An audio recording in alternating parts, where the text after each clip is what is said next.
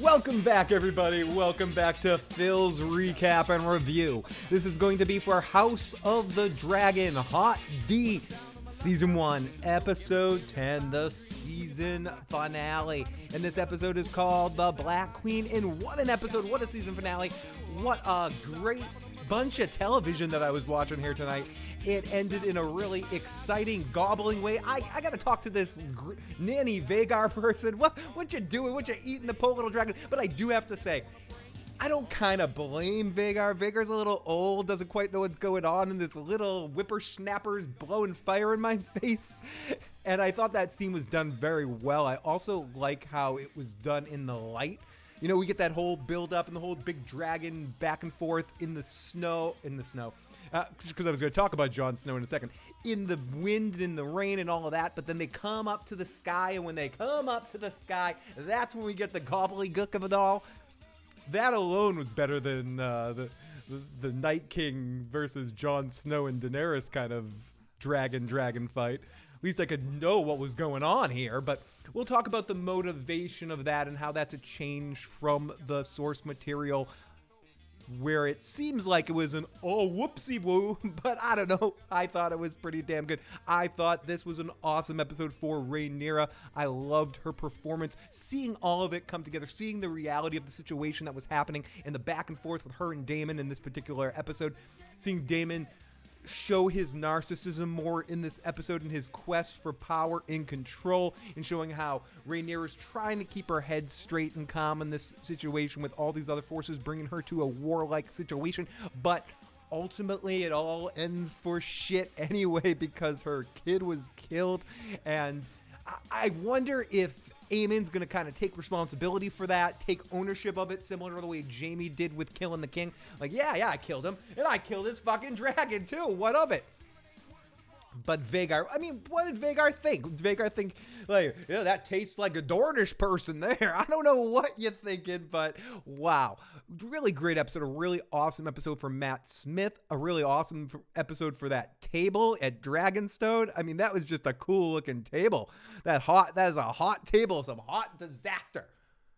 And I'm here tonight, and I'm of course not alone. I have with me some of the best, some of the beautiful, some of the best ever, the live motherfucking chat. Let's see who we got in the live chat right now. We got Jacinda May, who's grooving to our Fuck Auto song, which we will be playing a lot tonight. We got Mallory, raise your eyebrows. I'm all butthurt. I paid $15 for 15 seconds of fame. No love. I'm butthurt for this shit too. Phil, can I get some tissues for my issues? I'll give you tons of tissues for your issues and give you a little bit of love. A dime bag of support. Yo, you're checking out my channel membership. We get the dime bag of support, the whole eighth or a little eighth of love, or the whole ounce of support. But Mallory, thank you so much for your love and attention in the live motherfucking chat. I'm lucky to have you. I'm lucky to have the fun. I'm lucky to have you popped on in here. If I missed a question, or if I was part of another stream earlier that missed a question for you, Mallory, get up on in here. I'll make sure I answer that. We take all comers. Except for Aegon. I'm not taking that comer anywhere. A dime bag of support. It only lets me use Google Play. Can I PayPal? Yes, you can PayPal.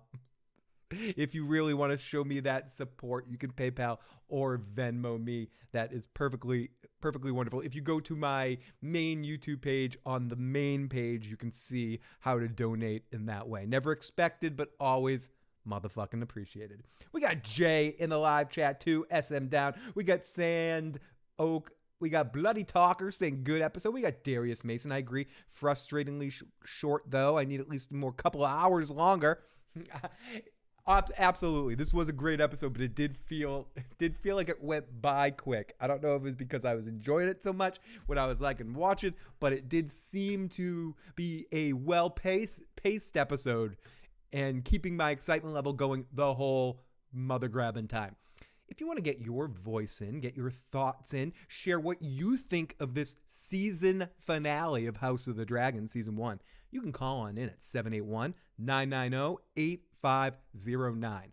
Now, I'm going to say that like William Shatner.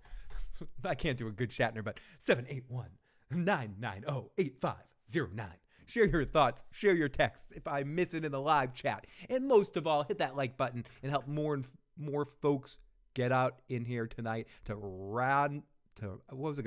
to rabble? I was going to say babble, but somehow rant mixed in there, so it turned into rabble. Let's rabble rouse about this particular episode. I had a lot of fun earlier tonight getting to join Gray Area on her channel, talking to Tony and Quinn. I always want to say Quinn's Ideas of Ice and Fire. Quinn. And I got to join Tony in Bridge 4 on the pre-show. So if you guys want to check those out, make sure you check out both of them. And here I am now to talk about this episode. But please call on in. I'm not alone too. We've of course got Recap Guy. We're gonna get Recap Guy in here in a little bit to talk all about this episode too. But let me jump in the live chat and see what some of you motherfuckers think. Live Sci-Fi, loved it. Crying Tears, Jean Grey, no power of the Phoenix could help with what happened to Vhagar. In its war, Peacock, there's gonna be some casualties. And we got some. Oh my God, that was great. We got the amazing Miss Anna in the live chat who says, Red Lipstick Club, I can't believe we have to end the season like that. It's a major sort of blue ball-y kind of moment to see that face on Rhaenyra, to see where that's going to go next, where this rage is going to take her. I agree. This is a wonderful yet really infuriatingly awesome. Wonderful and infuriatingly awesome. But you know what I'm saying, a kind of point to end the season. It is a conclusive enough not to give us sort of a cliffhanger per se. So I like that we got some sort of conclusion. There will be war. There's no coming back from something like this. And seeing Rhaenyra's reaction, and there's going to be she no longer wants to hold off the war like efforts of all of her people. So by that definition, we did end at a peak point of some kind, but it didn't make us wait for some sort of outcome. It didn't have Luke get killed and then we don't actually get to see Rhaenyra's reaction. We got everything we needed from that facial expression. And my goodness me, that was and people that have watched me all season know that I'm a Millie stan from the first Rhaenyra. That was some incredible non-verbal acting. I would say this show is one of the best this season with some that I've seen in a while with non-verbal acting between Matt Smith and new Rhaenyra here. The looks on her face in the council meetings when Daemon was kind of running things, and then to the end when she gets that like all the Incredible Hulk's rage in the world on the inside all built up there. It was just an incredibly well acted moment. I'm getting hot thinking about this episode, but could be shorter. I mean, could be longer. Absolutely. Oh my God, that was great. Why so curious? Jack me off. You don't fuck with the queen. Pretty damn awesome. Where the fuck is Phil? I'm right here. Sorry about the little bit of a late start. I was getting all my ducks in a row, so to speak, so I could have Recap Guy set and ready. And I've been running a little late today. I didn't get a Coca-Cola. I have a Fanta instead. Oh my damn good. That's delicious. That might not have caffeine, but it has mandarins. My goodness. Get you all pumped up and then said, sorry guys, gotta wait till next year. Exactly, Anna. They got me by I was gonna say my balls, but you know, that's my metaphoric television balls. I forget in the books, was it an uncontrolled dragon or on purpose by I had just recently listened to that chapter of Fire and Blood. I went on an airplane ride, so I listened to it. And holy shit, we got a super chat donation. I'll get to those super chats in a second, but thank you so much, Melissa. I was already always under the impression, or from what I've heard about it, and then reading it, or I mean listening to it, I don't know how to read. Listening to it, that it was definitely on purpose. That Aemond had a hair across his ass because this guy, and you didn't give him the eye, so if you don't give the eye, I'm going to kill your ass. And then he came after him and killed him. I didn't realize, or I didn't take from it the whole Dragons Gone Wild thing. But I do think it tracks to the show. Because at least in the sense that Viserys mentions the thing about, it's a power we shouldn't have had, and maybe he was bummed because his dragon, died, and then he didn't get another one. But for whatever reason, I do think I didn't hate that aspect of it. I think it adds a little bit more to the whole thing of perspective and makes probably Aemon a more multi-layered character. And to see how he handles this, is he going to own it and be like, yeah, I killed him. Yeah, I killed him. I killed him because he wouldn't give me his eye. Is he going to play into this? But I don't think he was intending on killing him. And the way I interpreted the book, he did intend to kill him. So I think this was a change. But people like Tony and Bridge and Gray and Direwolf, they'll have to explain that stuff more in depth because they're a little bit more Preston and Carmine. They all know Fire and Blood better than I do. I'm kind of listening to it and going through it for the first time right now. So it's just not as back of the hand for me. So I would say in my first impression, listening to it from Fire and Blood, Aemon was a psychotic that did it on purpose. But in this one, it's definitely Vhagar got hungry, and Vhagar's like, "Oh, you poked me."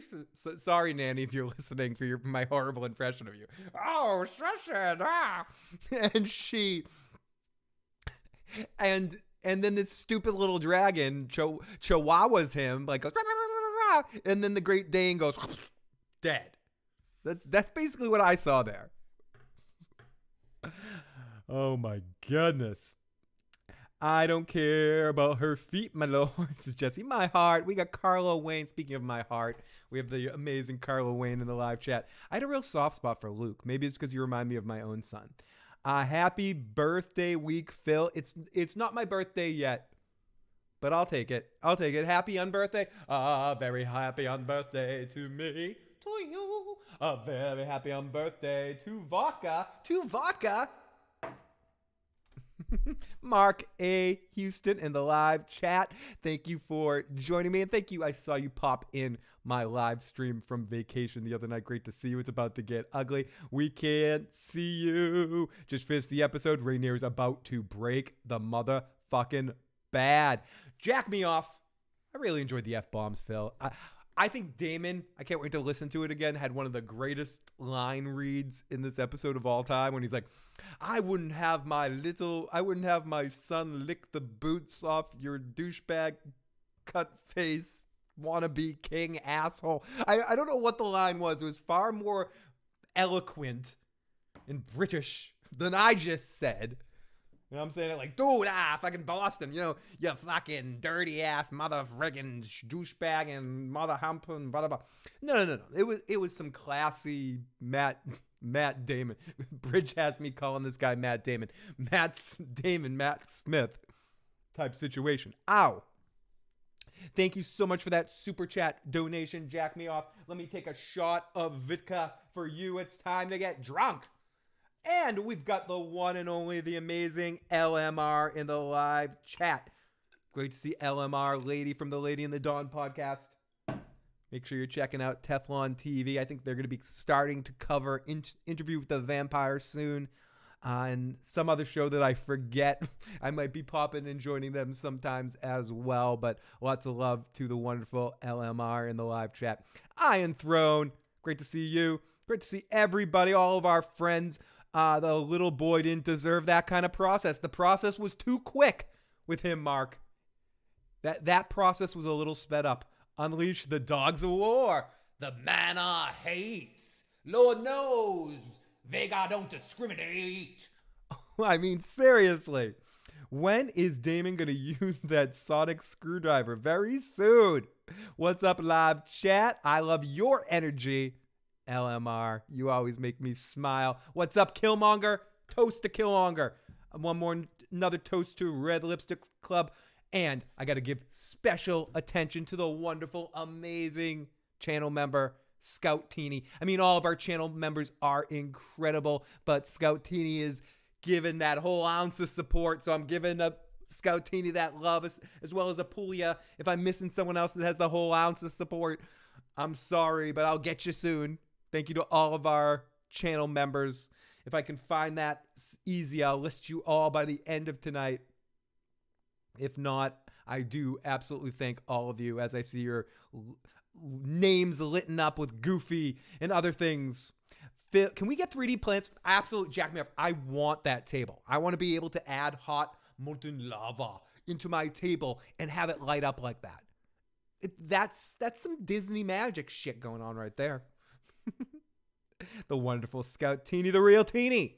Santivia Major, the amazing, wonderful, incredible Santivia Major. Toast to you, my friend.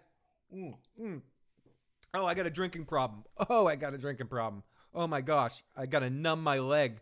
I got attacked again by another one of Ramsay's hounds tonight. It did go by very quick. We got Studio D in the live chat. Glad to see you back from your trip, safe and sound, by the way. Nice friend in your Florida stream. That was really awesome. I am very much a vacation friend-making slut. Whenever I go on vacation, I always end up making some random friend, and I was lucky enough my last night of vacation, I went down to the bar and was just sort of trolling about, and I bumped into my good friend Jean-Paul, someone I met for 5 minutes, and suddenly we became great friends. We talked, we loved, we drank, we bought each other way too many drinks in a very short period of time. It was incredible. And then I even live streamed for a half an hour and we talked a little bit of Game of Thrones.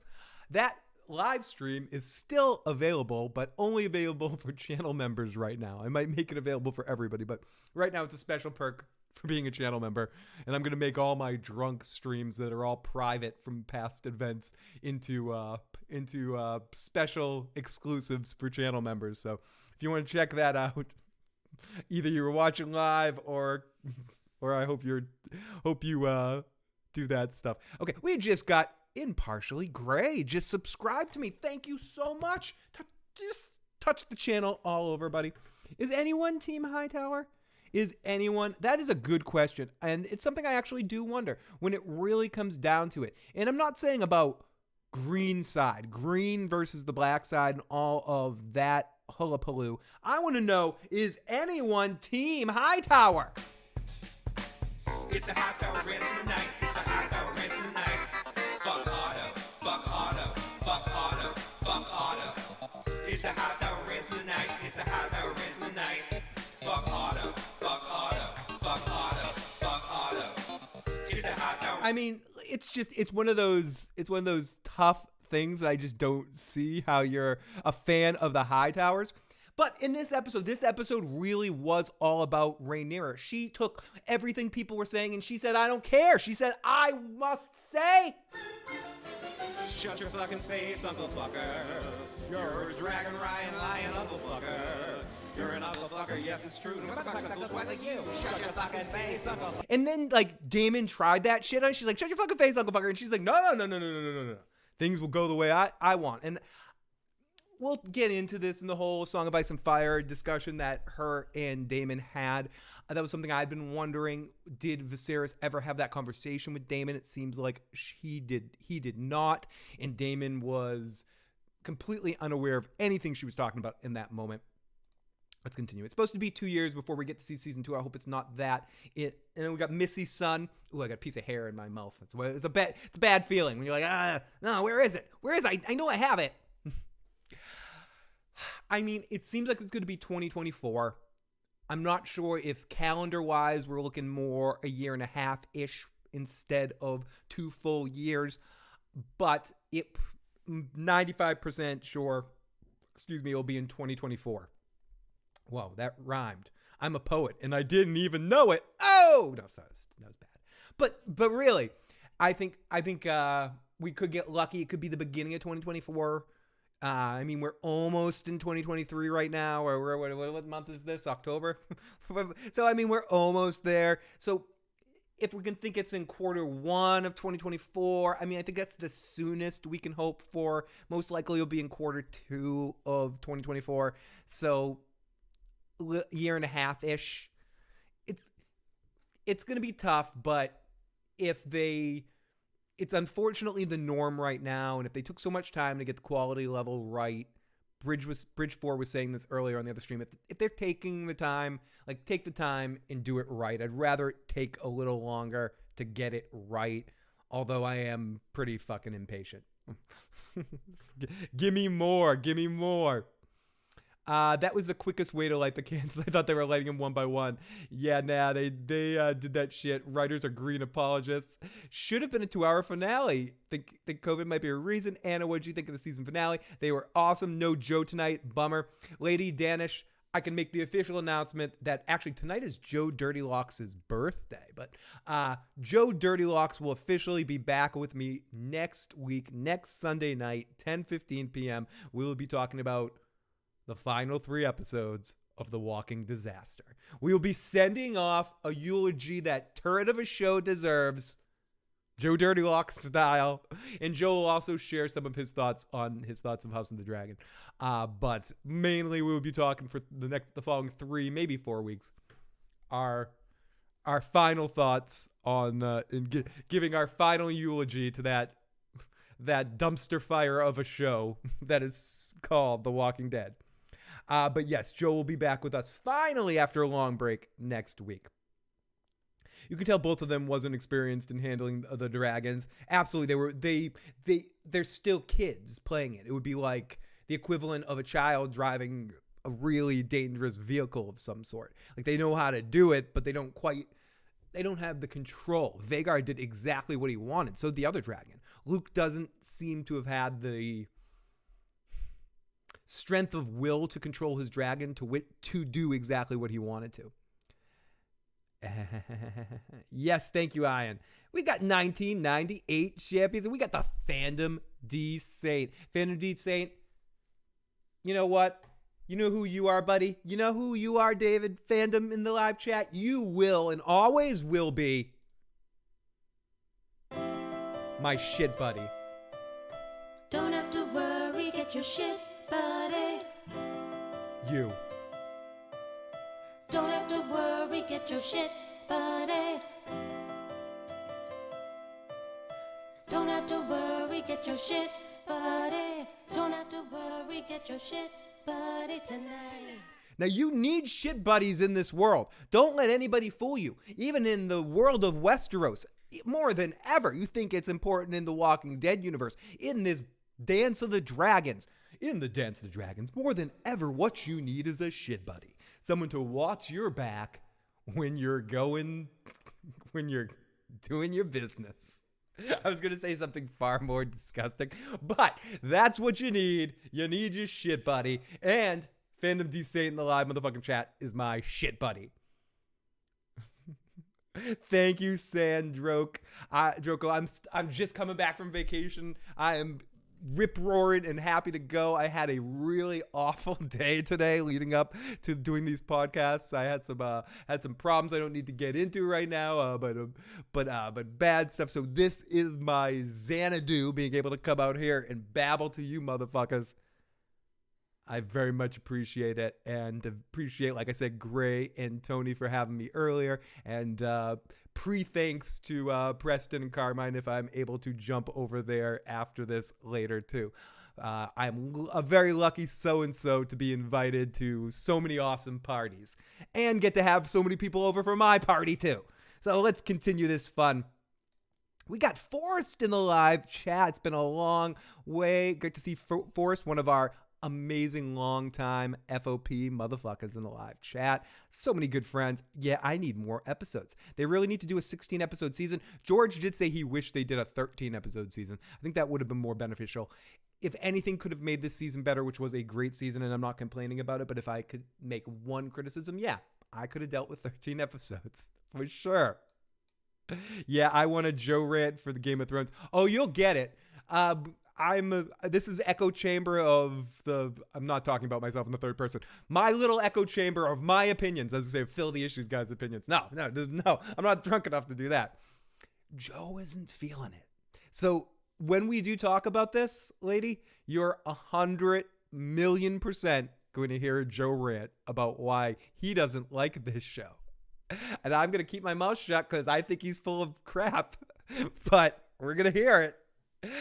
So I will get Joe going about House of the Dragon on one of these few episodes when we get into The Walking Dead. I think part of the reason Joe isn't joining us for this is he doesn't want to poop on anyone's party. He knows people are feeling the show. He's not, and he doesn't want to poop on my party. He knows I need some happiness in my life right now. So I think Joe's saving all his hate for the dead. Okay, so let's continue here. Aemon made him almost likable. I feel like this whole season, for even with young Aemon, when he originally bonded with the dragon, little moments make me go, oh, I kind of feel bad for Aemon. Is that the plight that we're supposed to feel for Aemon, the Jaime thing? Like, we feel bad for the circumstances of which he entered in, and he just couldn't help but do something horrible. It was an interesting choice to make it not so cut and dry that Aemon just did an evil thing. He did not want that to happen. He was just trying to taunt the kid, and accidents happen. The dragons made that decision. Actually, I blame Luke's dragon $1,000,000,000%. It's all Luke's dragon's fault. We're getting a ton of subscribers tonight. Thank you. Welcome to the craziness. Welcome to the party, pal. I need to get a sound cue of Bruce Willis from Die Hard every time I get a subscriber for someone to go, welcome to the party, pal. Or I can just say it like an idiot. But Aemon. Hello, 1998 champions. We got to pull you to another huge, like the whole ounce of support. Great to see all of you. Thank you so much. Shani D, I'm new. Saw you on Gray's channel. Enjoyed your perspective and cute little doggy in the background. I thought I'd come check you out. Thank you for coming and checking me out. And that's my cute little doggy, Lotus the dog. She's a little ham. Now they said her name. Isn't that right, Lotus? She knows I'm talking about her. I had to yell at her. I had to turn my mic off. Listen, you damn dog. Shani D wants to say hi to you. But no, I very much appreciate Gray for having me on. She is amazing. I've told this story before. It's just a quick story. I was going to say it on the stream itself. But when I was lucky enough, I went to a couple of the Conathorns. I went to the Nashville one, got to meet Bridge, hang out with Bridge, hang out with Gray, hang out with Quinn, and or was Quinn only at the Dallas one? Whatever. Got to hang out with a lot of folks at a lot of the different places. Nashville, I lost all my money. Someone stole my wallet. I lost my wallet. I was in destitution, in a shithole, in a bad way. It's a long story, like even how I got back on the airplane back through. But Gray Area and Tony Teflon passed around a bag. It was like It's a Wonderful Life. They collected money from everyone there, and they got me back the same amount of money that was stolen from me or that I lost out of my wallet. I did still, lost my credit card, lost my IDs, lost all that shit that I had to replace. I had to go through airline security without an ID and get strip searched in the middle of the airport. Like all those sort of stuff happened. But Gray and Tony protected my fucking ass. They were like the bannermen surrounding me, supporting my claim as a motherfucker. And that's just a small tidbit of how awesome of people they are in real life. And both of them really, a lot of people chipped in, and I give a lot of love to everyone, but that was completely spearheaded by Tony and Gray that decided to make it so I wasn't losing that day. I might have lost my money. I might have felt a little shitty because I got my pocket picked or whatever, but they were going to cover my asses. So anyone that hasn't heard that story, I feel awesome getting to tell it because it just shows how incredibly cool Tony and Bridge was there too, giving me love and hugs. Tony and Gray are. But anyways, let me continue. Enough kissing and loving and kissing. But thank you so much, Shani, for jumping on over here. Very much appreciated, and lots of love to Gray for sending you my way. Are they trying to make like, I think so, Killmonger. I think they were trying to make it like it was whoopsie woo, lost control of the dragon because the dragon's will was too strong in that moment, and they could feel. You could think about it in a couple of different ways. You could think that Vhagar was confused and the little whippersnapper tried to fuck with him, so he just bit him down. You could think that Vhagar is so bonded with Aemon that he fulfilled what Aemon's deepest desire was, to get revenge on these two.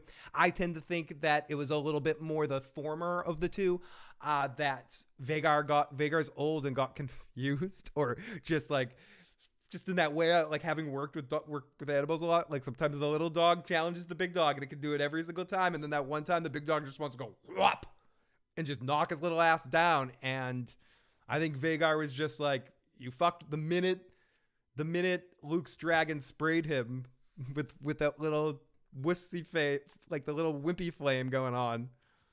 Vhagar was like, no, I'm hungry. Hungry little Vhagar. Yummy. Dun, dun, dun. We got Melissa, who I forgot to get your super chat just because I hadn't gotten to yet in the chat, but super chat donation, thank you so much. Those super chats mean more than you guys know. Rooting for Rhaenyra to break bad in a big way. I forgive her for all she may do. Fuck the high towers. Fuck. Excuse me. Fuck Otto. It's a hot tower rant tonight. It's a hot tower rant tonight. Fuck Otto. Fuck Otto. Fuck Otto. And thank you. Hello, everyone. Well, we got RJT in the live chat.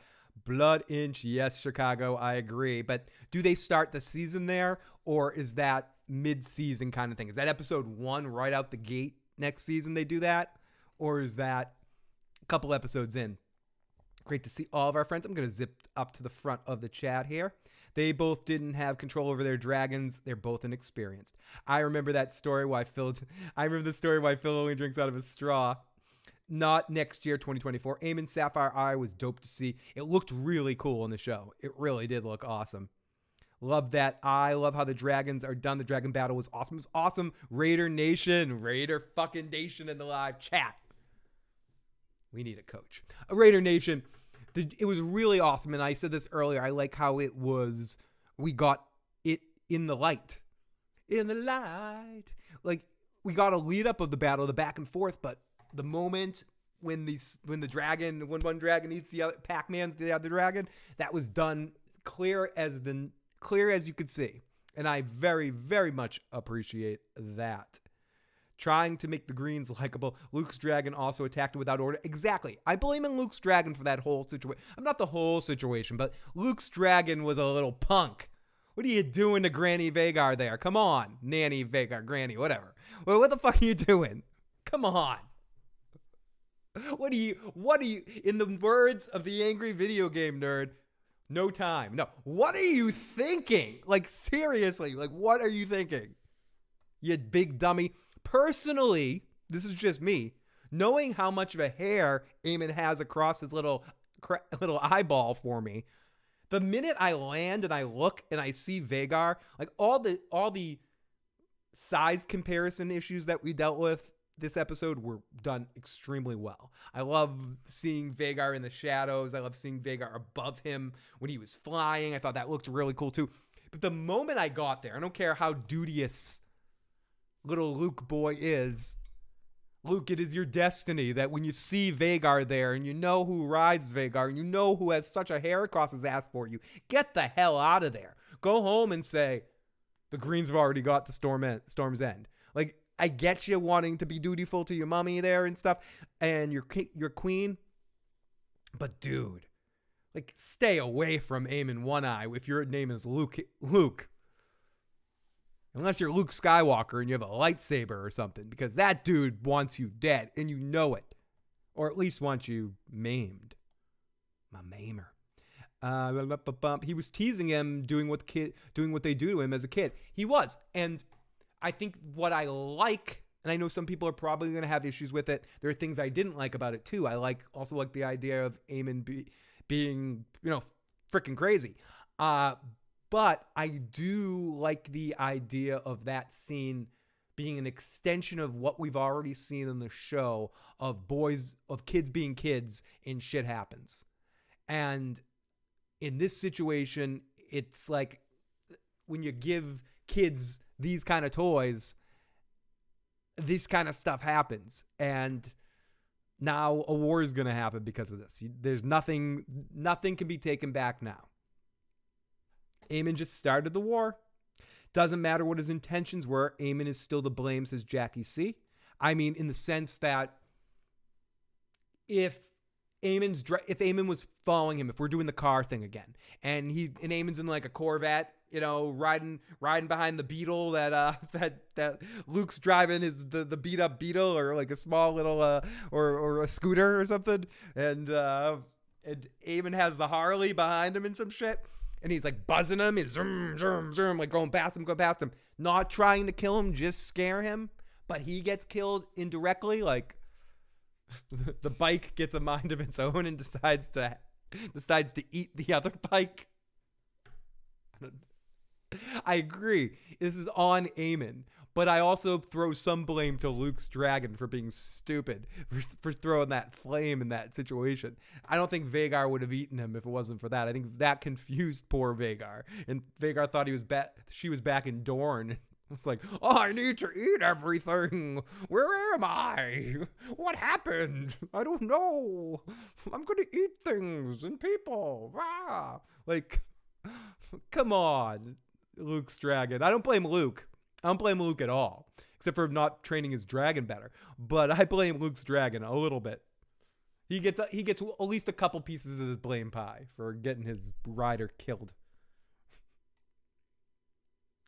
Self-defense on Arix's part. Maybe self-defense. He was scared, but I think there was also a little bit of some like cocky chihuahua-ness going on there too, where he was like being like, yeah, I can spray you too.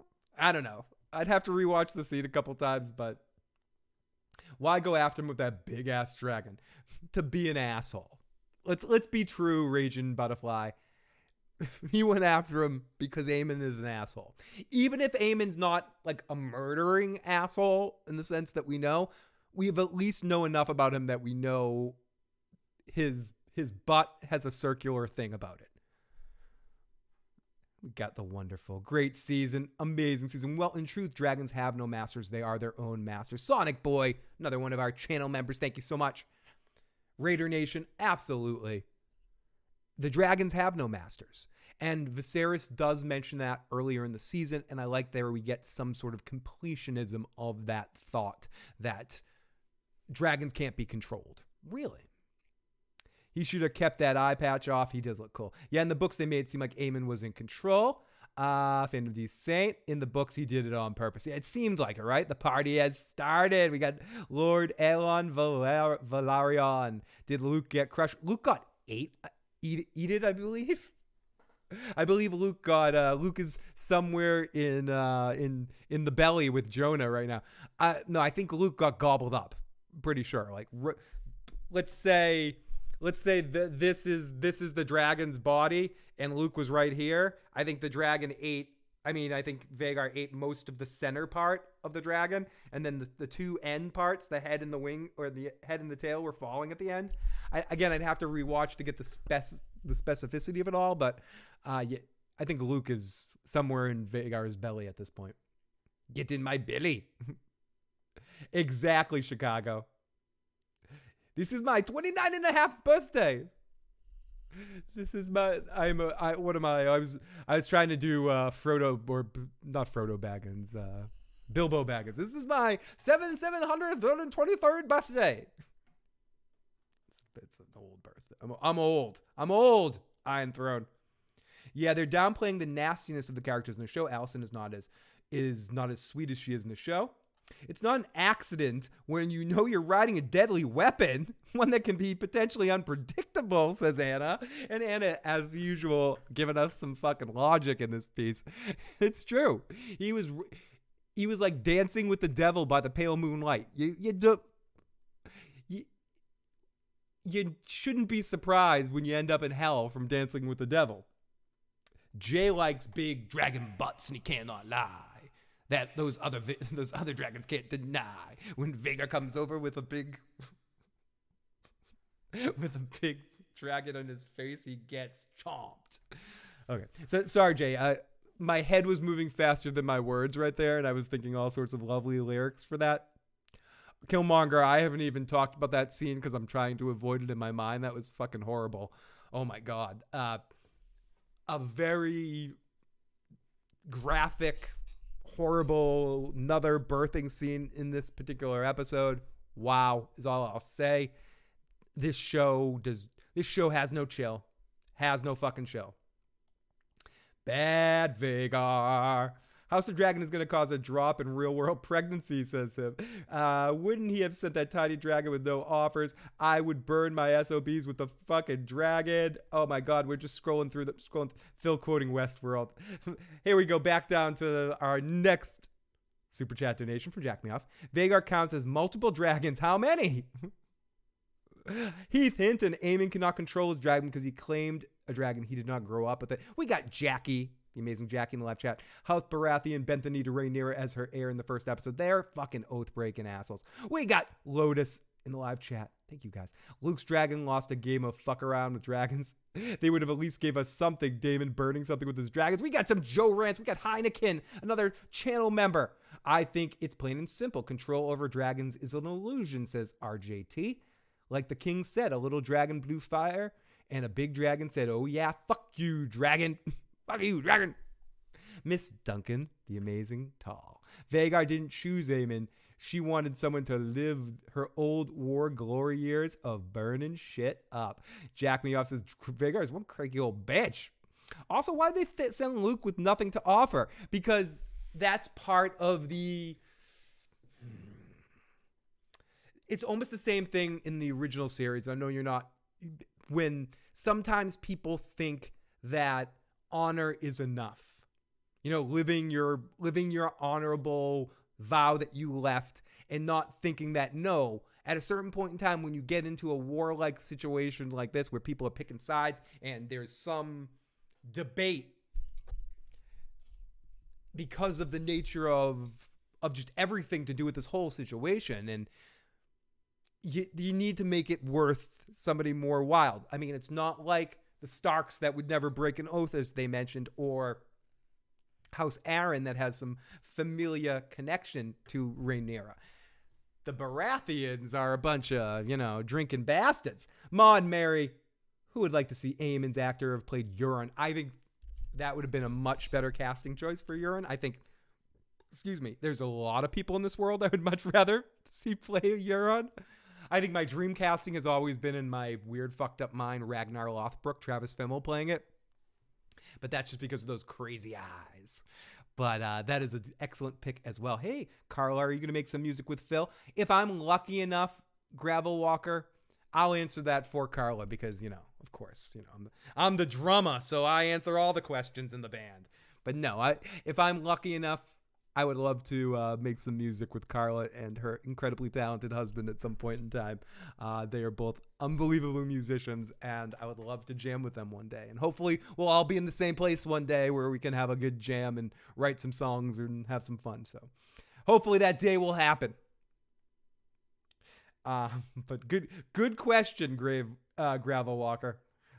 Thank you. We got SM Down in the live chat. Great to see you, buddy. Baratheons here are wrong making a marriage pact over an oath. It's selfish as fuck. It really is. Ray, Ned Stark the fuck out of those decisions. Absolutely. Let's get into our voicemail line. I already got a bunch of voicemails right now waiting for me to get to. If you want to get your thoughts in, 781-990-8509. Again, that's 781-990-8509. If I missed something you said in the live chat and you want to make sure I get it, obviously you can super chat and I'll make sure I get it that way. But a cheaper option, of course, is you can text message me at that same number, 781-990-8509, in case I miss your chat. I see you. Ragnar would have been great cast. Phil and I will make this jam session happen one way or another. Carla, that puts a big smile on this evil fucker's face over here. You made the I'm thinking about myself like the Grinch. Imagine Grinch-like poetry that I want to say where the Grinch's face turned happy that day. Yeah, that's what I'm talking about. Okay, let's get into our voicemails.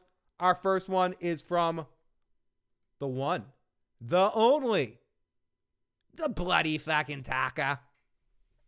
Hey, Phil. Just got done with the season finale. I have to say, there's been some bumps along the road recently in this season. Still, overall, a good show. And what a way to end the season. fantastic episode, start to finish. Really nailed all the points they needed to nail. Awesome seeing Storm's End for the first time on film. Awesome. Looked great. That whole scene from start to finish was amazing. Melissa, my birthday's in May. I'm a mid-May. Love the size difference that you see between Arax and Vhagar. Interesting take how the dragons aren't fully in control. Not something from the books. In the books, Aemon's just made him a snack. Probably didn't look like he was actually trying to kill him. But Vhagar just said, "Nah, I'm hungry." I don't know. Interesting take there by the showrunners, but I think it might work. Either way, there's no turning back now, so things are going to be real interesting for season 2. Take it easy, Phil. I think this will, and I probably spelled his name incorrectly, but a simple way of asking the question, and what I mean by that question is, do you think he was trying to kill him or it was all an accident? I think most of people will be saying no on this one. He didn't try to kill him, but I'm just curious if anyone thought that he was. And the look on his face was more, I can't believe what I did, like almost getting high off the death. I don't think he wanted to kill him. I also am curious, and I should probably ask a follow-up to that question. Will he take credit for killing him? Which would go to the reasons why it makes it seem like he did it on purpose in Fire and Blood. Does he go home going, yeah, I fucking did it. Yeah, I did it. The kid disrespected me. I ate his ass. What do you expect? I have the biggest dragon in the world. Anyone fucks with me, they die. They were besmirching your crown. Does he like sort of own this thing and wear it around his neck? I'll be very curious to see how he handles it. But let's see. Aemon, good guy Targaryen. I was something I never thought, I don't think anyone ever thought would be said. This is area code 773. Phil, it's me. Just saw the episode and my heart is still beating from the tenseness of this episode. Man, where to begin? I mean, first off, I love that Rhaenyra kind of spat in the face of D&D from the the original Game of Thrones. I love how she just kind of like, it felt like a spit in their face when she said she didn't want to, I forgot how she said it, like, rule over ash and bone. That just felt like a slap in the face to D&D. Speaking of slap in the face, I love how Rhaenyra also passed Otto Hightower and just kind of de-hand him, just taking his brooch and just throwing it off to the side. Yep. Aemon beating Lucerys to for recruitment. I can't think straight. This episode is so No, you're fine, my friend. And when I saw Aemon's dragon before Lucerys landed, I'm like, oh man, I could tell this was going to be crazy. With that dragon duel, I thought Lucerys might have gotten away, and then wow, what an episode! This makes me want to see the second season now. But I understand that they got to do shootings and preparations and all that. But just please, I really hope they don't do any. I hope they're done with the time skip. It is. I mean, for the most part, we pretty much should be set in a time. There'll be, regular progression of time from this point on. No more big time skips. And I'm great voicemail as always, and thank you so much for calling on. And our JT says Vhagar didn't actually eat him; he just killed him. He's so big he could have swallowed him whole. He just took a bite out of him. But exactly, he was just trying to play. He was just trying to take a nibble. Exactly. I got bit by a dog today. It wasn't trying to kill me. It was just trying to take a bite. It's just a big dog. It's okay. It's okay. But most people in live chat think that he's going to take full credit for it. Red Lipstick Club said, I think he actually did want him dead. The reality of want it hit him all of a sudden with his heart and his hatred aligned with his mind, common sense, and now he realizes, fuck, I started a war.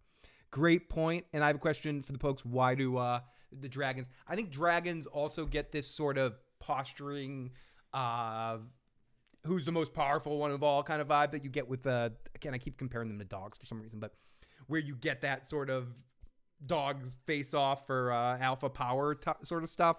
And in that moment, I think they do feed off the energy of their riders and do want to sort of, if they get challenged, want to win.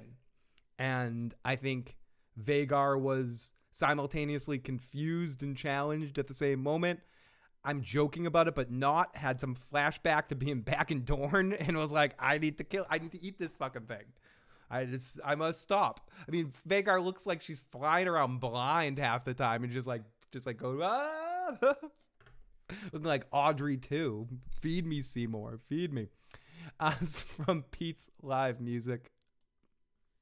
Phil, we've got his name, narration guy, Roy Samuelson. Oh, we do? I don't know if you caught that before, but I didn't. or even if they said it before, but at the end of this audio track, it's talked about the narration guy, Roy Samuelson. Man.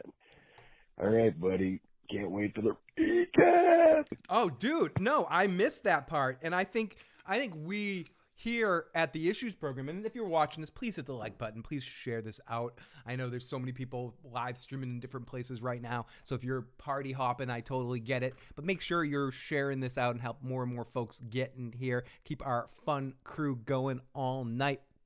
But let's raise a drink, live motherfucking chat, to our superhero, the man that I know some of you guys like listening to me babble. I mean, I obviously listen to me talk. I like listening to myself talk, for fuck's sake, listen to me. But no, some of you might enjoy my perspectives. But this show would be nothing if it wasn't for the talents of the real star of the Issues program, the real Issues guy, Roy Samuelson. I mean, I don't even know why I write my recap anymore. I'm in practicing because not every network's at HBO, but we have to raise our drink to the best Roy in the business now that Roy Dotrice has passed. There we go, Roy. I drink and I know things, and I know that this is your fucking show, buddy. To Roy. Aemon pursued Luke from Storm's End. How was Vhagar supposed to know he didn't actually want Luke dead? Great point. Do you help with issues too? I do, Gravel Walker. I initially, when I first started this radio show that I did, I was a call-in helpline. So I take the issues. That's how it's called, the Issues program. Hey everybody, this is Phil. Call me with your issues. And that was, I think, the first thing I ever said in a radio show. So yeah, absolutely. If you got those issues, call on in. Let me know. We'll deal with it. We'll do a call-in show. Antoine in the live chat, the wonderful channel member, amazing friend, longtime contributor, general for my team. No, we got Antoine in the live chat. My good buddy, rest in peace to Luke Valerian. Did I say it right that time? I know I've been saying Valerian. Whatever the fuck I call him in my Boston way. Yeah, it's Valerian. The fucking Luke Sky Valerian. Valerian. Jackie C wants me to fix her issues. I'm fixing a hole where the rain came in because Phil, the issues guy, caused. I did it. I did it. I didn't want to talk about myself in the third goddamn person, and I just fucking did it. But Jackie C, we'll when this season's over, we'll have a call in. We'll have a old school issues program, and we'll do some problem solving. It's a high level of something to call in these live. It's a high level of something to call in live. These callers crack me up. Great to see Antoine fix my issues. Jennifer Hart, oh my God, crying. This episode was intense as hell. That end, you can just feel the sadness and the emotion and the strength. I feel like episode 8 is still my favorite of the season, but this one is damn close too. I probably put this one as number 2 if I stop and think about it for me on favorite episodes of the season. This just had a very incredibly natural intensity to it, and everything that was built up in last episode from the side of, I don't know. I don't want to get into talking about last week's episode and pick apart issues I had with last week. I did enough of that in the first 2 streams today. I just want to talk about this episode and how awesome it was. But I do feel like some good tension was built up from everything that happened with the green side last week. To kind of see the result of that and see some completion of that really worked for me. Area code 859. Phil, I just wanted to say thank you to you and Tony and Bridge and Gray Area and everybody for making this season and all the seasons of Game of Thrones so much fun. We love you so much. Aw. Please keep up the good fucking work, brother. Love you, buddy. Thank you, 859. You know, I don't know what your name is, but forever you'll be 859. And I hope to party with you, toast a drink with you, my friend. All I can say is I can't speak for all of those folks, but I will speak for all of them. We all appreciate it just as much. It adds to the enjoyment. I don't have a lot of people in my everyday circles I get to talk about this kind of stuff with. So the ability to be able to come out here, at least this is why I started my channel. And again, I can speak for them as well. No, I can't speak for them, but I know some element of this is probably true as well. Just because I wanted to be able to talk to other people, like-minded people that love television and movies as much as I do. And it's been amazing to be able to come out here and talk to all you guys every week.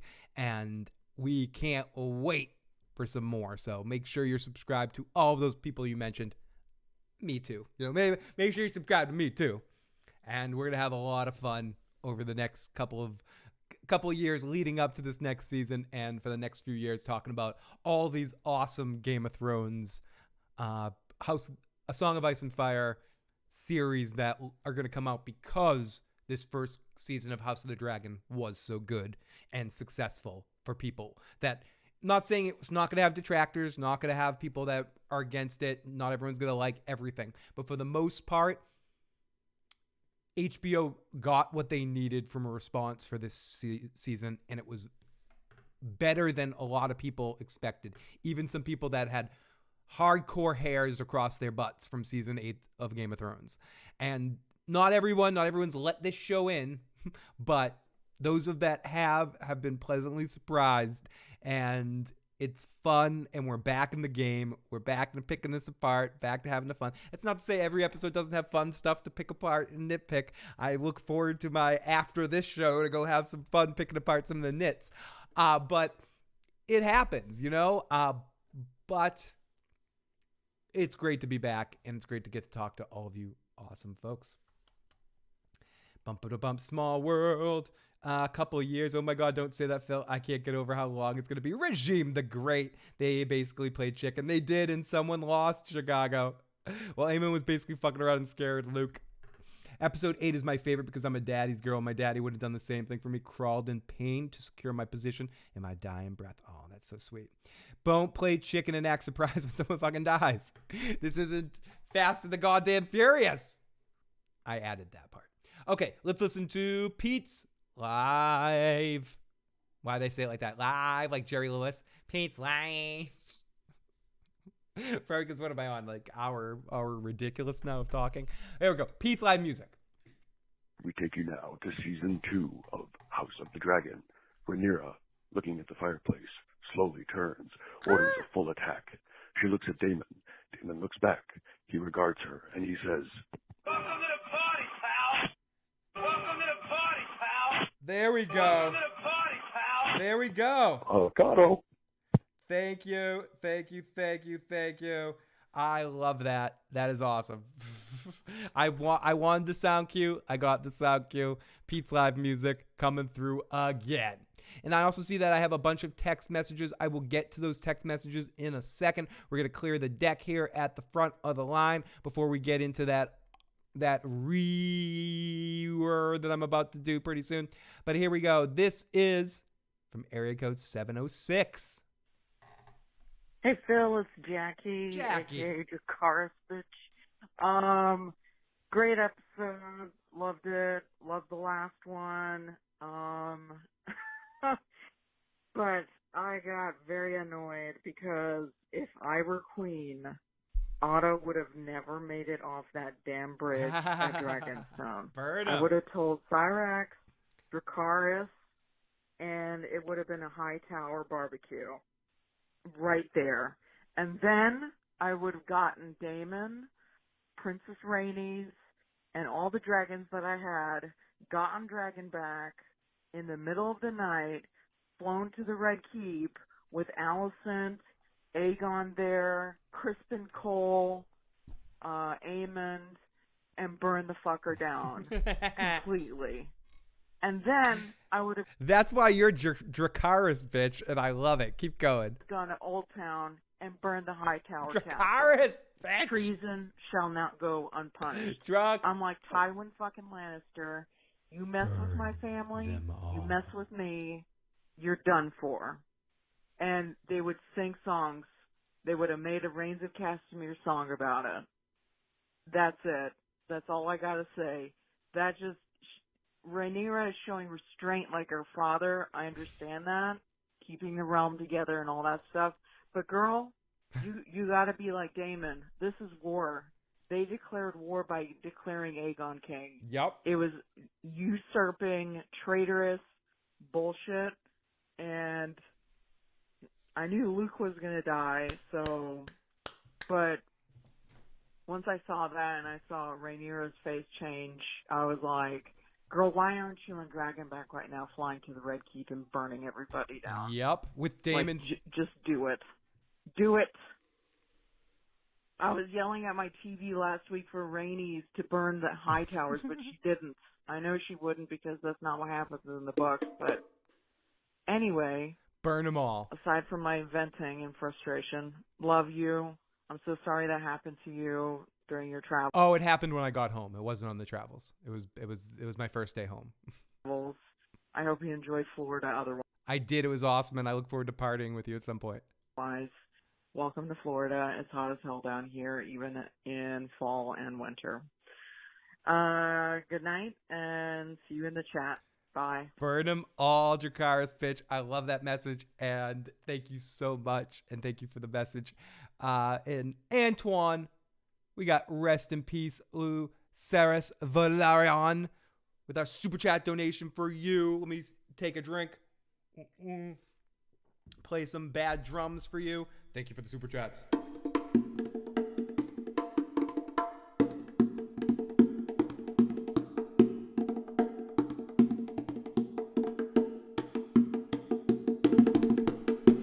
There we go. Thank you so much for those super chat donations. Can't play too much drums. We're getting late night. It's getting a late night. But a little tippity tappity for the kids in the live on the fucking chat for all these amazing super chat donations. But we're not done yet. Here we go. Let's play a little bit of this voicemail right here. What's your issue? Phil, the issues guy. I have an issue and I have a theory. Let's start with the issue. The issue is with you. The issue is I no longer get to call you anymore to talk about great shows like this.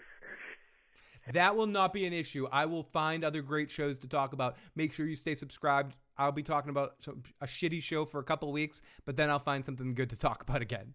Don't worry. God, I know you're going to be on for The Walking Disaster. I might join you for that, but It's going to be hard. after that, I don't know what else to call you for.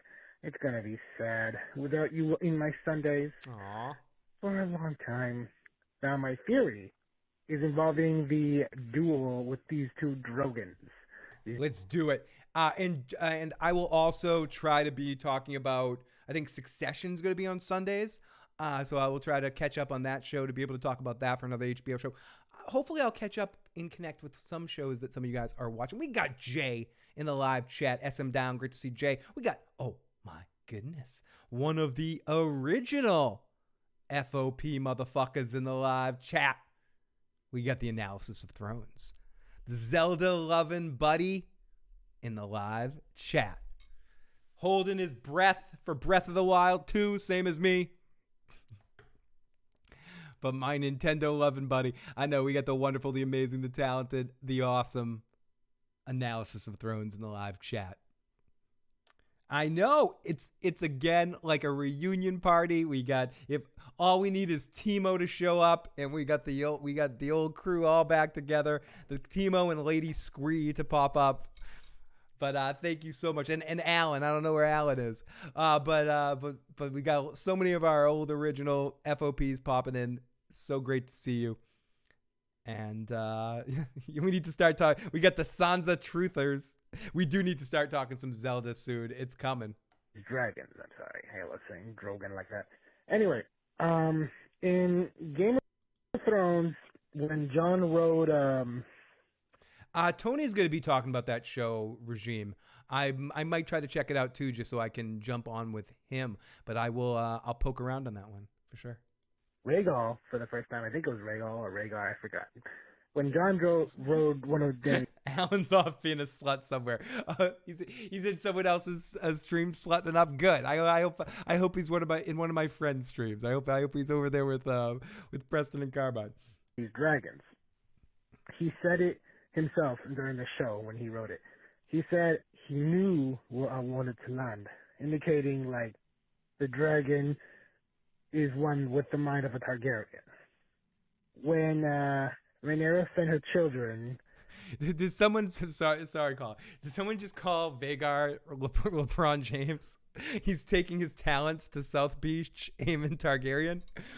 I'm taking my talents to Aemon Targaryen. And we're not going to burn 1, but 2, but 3, but 4, but 8 Targaryens. We're going to eat them all. Thank you. Sorry to Mr. Lightbringer for my horrible version of his nanny Vhagar. Full credit to him. To recruit, or to swear fealty, I forgot what it was. She made them promise her no violence, no fighting. You're there as a messenger, not as a warrior. And when Lucerys vowed to keep his promised to keep his vow, I have a feeling that he still hated Aemon, and his dragon was kind of kind of like taking that anger as, oh. Yeah, I mean, I was hinting at that a little bit earlier, and I mean, that's the secondary interpretation of it, that all of that was not necessarily, like, the dragons were, because they're bonded to their riders, that they were essentially wish-fulfilling what the riders wanted in those situations. And Luke, as you said, had a fear of Aemon, so he was defensively flying away and then putting the fire as fly away. And then Vhagar could, like Palpatine with Anakin, I can feel your hate, Aemon. It makes you stronger. And then he like just takes over for him and plays a little Pac-Man with the poor little Luke. So you could look at it in that perspective, and that goes with sort of everything that we're saying in the sense of that dragons have minds of their own and make their own decisions and sort of use the influence. And again, if we're going with dogs, and dogs reflect emotions off their owners. And again, I don't know why I keep comparing dragons to dogs. I don't think that's a good one for one, but I'm doing it tonight. It's the thing that I've been doing. So I'm going to continue. Bro, Graveler says, bro, I just think they're young and can't control their dragon. And I think that's true too. I think they're not especially Luke. Because Luke has had his dragon at least since the dragon was a baby. Both of them are kids. Aemon might look like he's 45 years old, but Aemon might look like he's like my age or something like that, but he sure as fuck is not. And he cannot control his dragon. So excellent point by the Gravel Walker. Analysis of Thrones says, I love how the whole definition, the explaining what a Sansa truther is and why he is one. Not Eric's. They just, yeah, you just started yourself a war, buddy. Ew. Oh, I'm loving what's going on in the live chat right now. You guys are incredible. Thank you to everyone that's joining in right now. If you haven't and you're joining in this silly nonsense fun that we're having, hit that goddamn like button. Share this shite out and help get a few more people in here to help keep adding the numbers. We know there's a lot of people, like I said, a lot of people streaming live right now, a lot of people having a lot of fun, a lot of great chat rooms, but you guys are the best live motherfucking chat around. You know it. I know it. We all know it. It might be like Thunderdome in our chat sometimes, but we're the best. Keep the fun going. I love you guys. When Aemon lost control, he started yelling at it in plain old Westerosi English. He's just like, I didn't even know what the hell I was doing. Holy shit. I'm so excited. We just got a subscription from Debbie Boner. Thank you, Debbie Boner. I don't know why, but my body is excited by that name. I can't quite put my finger on it. Here we go from our good buddy, friend of the show, longtime friend of the show, and one of our best callers. Meaning someone that keeps, even on nights that we get no calls. We have a group of callers that keep things fun, keep calling in and keeping it coming. So I'm not just sitting out here going, no, we're waiting for a call. And this is one of the guys that no matter what, make sure he'll always find something to say, even if he hasn't watched the episode, even if he doesn't know what he's talking about. One of our long times, JSM Down. Hey, why did that guy say this would be your last thing for this show? Is this like the season finale for this show or the series finale? Did they cancel it? They couldn't have canceled it, right? No, they didn't cancel it. They just mean that this is the last episode of the season, and this show is going to be kind of like, how do I explain it? It's going to be a while. It's going to be close to 2 years till we have another season. So it's going to seem like a while to get back on it. And you know as well as I know, dude, Jay, we're going from this, which is actually like a good show, and then we're going for Joe and I to talk about the final 3 episodes of The Walking Dead. This is gonna be a lot. This is gonna be a lot from your 7th least favorite YouTuber, me, Phil the Issues guy. Okay, quality fucking A. Get the Umox ready. Spin the Dabo wheels. We got Quark's bar in the live motherfucking chat right now. How boss was it with a sea snake in this episode? Great to have Corlys back. Thank you, Quark. We appreciate it. I want to jump in those Hall of Suites and have some good times in the Vulcan Love something volume 2 or 3. But no, Quark, I appreciate that. And I do appreciate Corlys. We haven't really talked about him yet this episode, but excellent reintroduction of his character. And I thought he had an amazing episode 2 in that scene, the way he was playing Rhaenyra. The acting back and forth between the two performers really worked too and built the tension. And I just thought that all made a lot of sense. And they made it make sense that Rhaenys and Corlys would support Rhaenyra because they have to. Otherwise, their grandchildren are in trouble as well. And holy motherfucking hell, we got a super chat donation from the one and only Analysis of Thrones, who says there's only one king of the Game of Thrones and House of the Dragon post-episode recap. And who's his name? Phil, the king of house issues. Long live Phil, viva Sansa. Viva Sansa. Wow, I was singing along. And then you go, viva Sansa. Okay.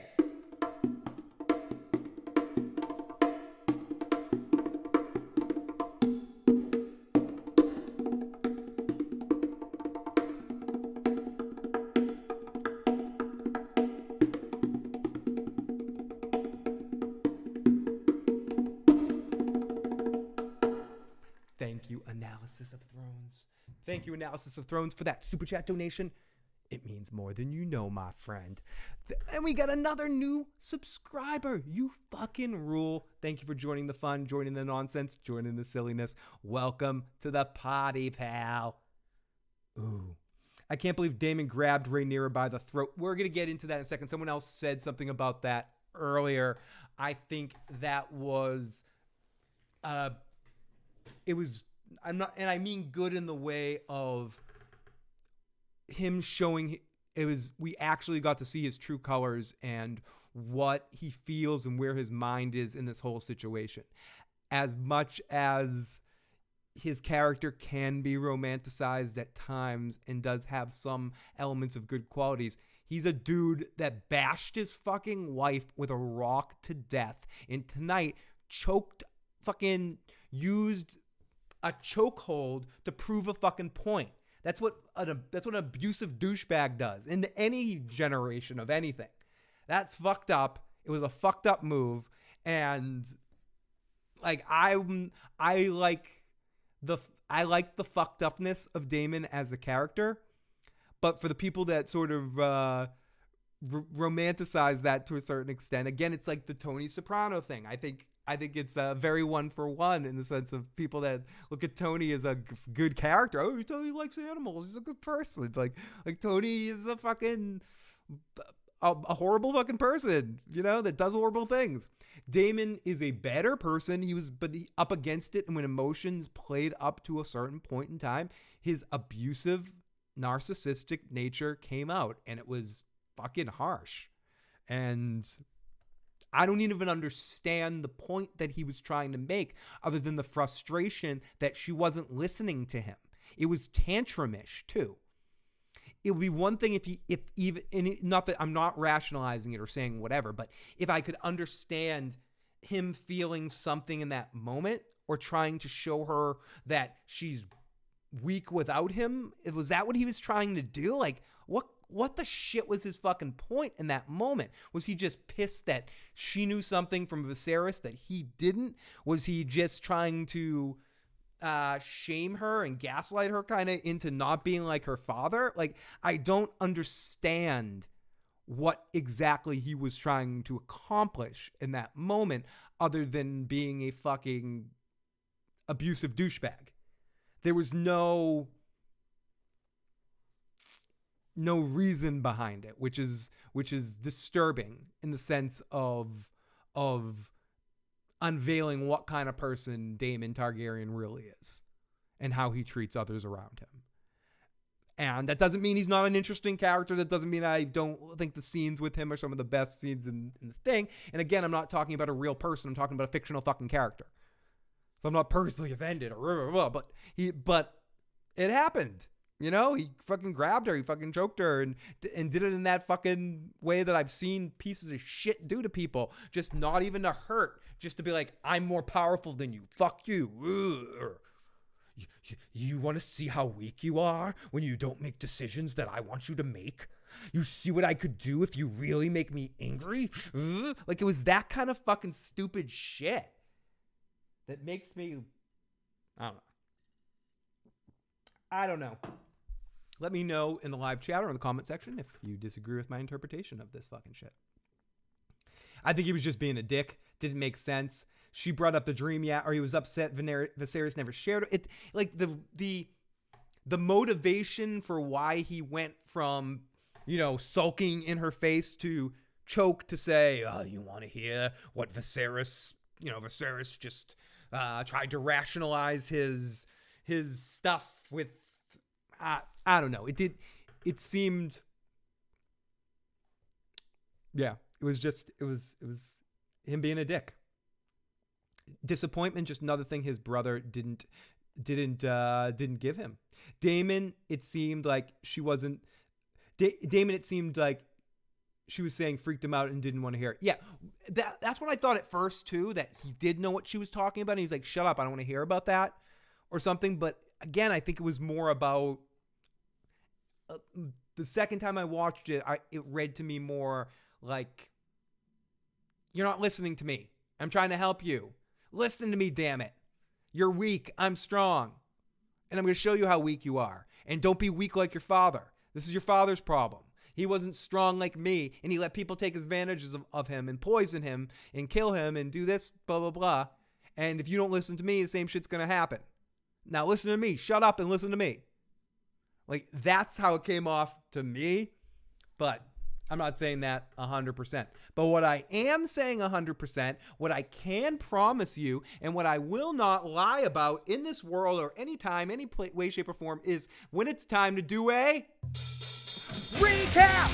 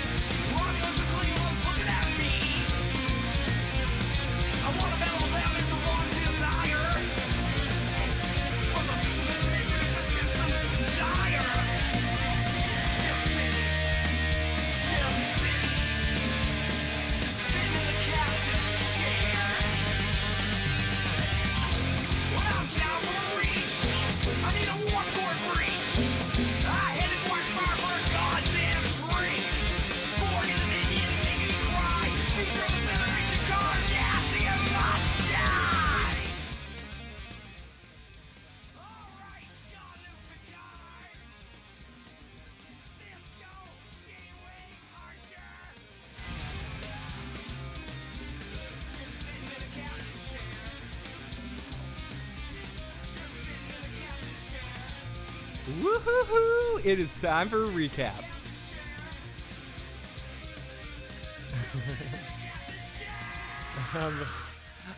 I'm sorry if my recap dance was a little slow tonight. I'm playing injured. I do have issues. I got a lot of issues, Grappler. I love you, Anna. Yep, Phil, you got it. He did it. The recap, among other fucking reasons. Someone said this is my favorite part of the show. I was giving Worf a little kiss. He needs it. His Klingon pride is hurt. He got his ass kicked by Jem'Hadar. It was a big mess. The hippie activities have begun. Okay, everyone. Let's get into this. We know Kirk's the best. Kirk's the best sitting in the captain's chair. Okay, so we open up in this episode. This is our recap. We're going to go through this episode beat for beat, talk about every scene in it, every moment. I might zip through some stuff here and there, all over the where, but we are going to get into this episode and break it down. But I'm not alone to do this. No, I don't have a co-host with me tonight. Joe Dirtylocks will be with us next week. Tony would probably be joining me this week, but he has really been struggling in sick-wise, and he put on his big stuff, and he made sure he gave us the pre-show today and joined Gray for a while too. So Tony, I think is out for the evening and probably listening to us from home. So send lots of love, and let's all wish Tony to feel a lot better right now. And Joe Dirtylocks will be with me next week to talk The Walking Disaster. But I'm not alone on the recap. You guys know who we have with us. We have with us the one and only, the amazing. We actually know his name now. What was his name again, dude? Where we go? Pete's, where is his fucking name? You said it somewhere. We got the narrator's name. The one and only Roy Samuelson. He is. I see here Worf's a pacifist in the trailer for Picard season 3. It's hurting my soul. Oh my god. They already destroyed Data and Q and Picard. Now they have to make sure they destroy the rest of the Next Generation characters. Thank you, Kurtzman. Faint light glistens on the various locations on the map table in the center of the chamber overlooking the sea and Castle Dragonstone.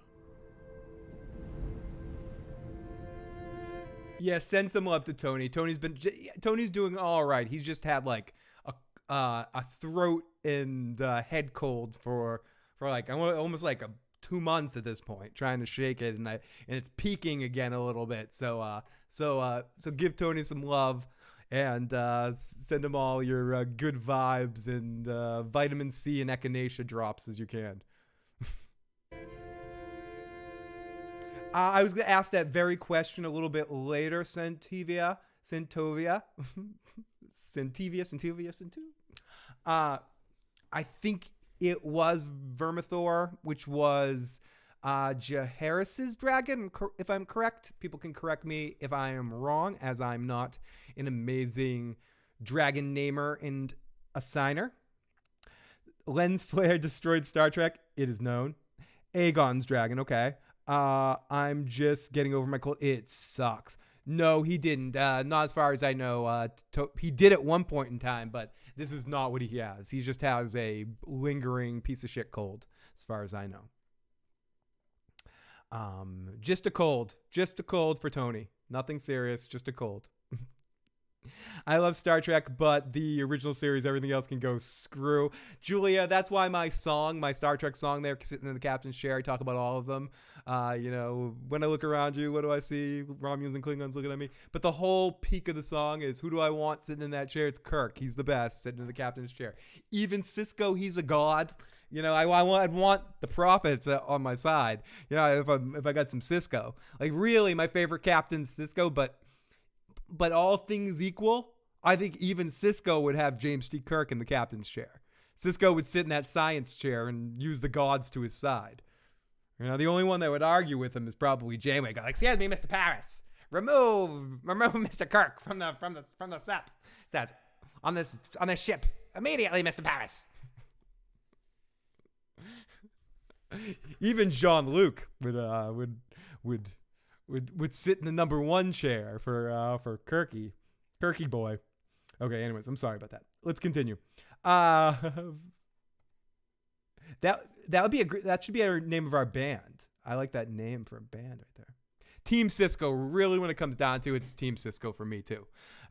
Cisco is who I'd want leading the way for me. But okay, enough of this Trek talk. Let's get back to a recap, guy. Some people that haven't watched Star Trek are like, Cisco? Is he okay? Is that the name of one of the dragons?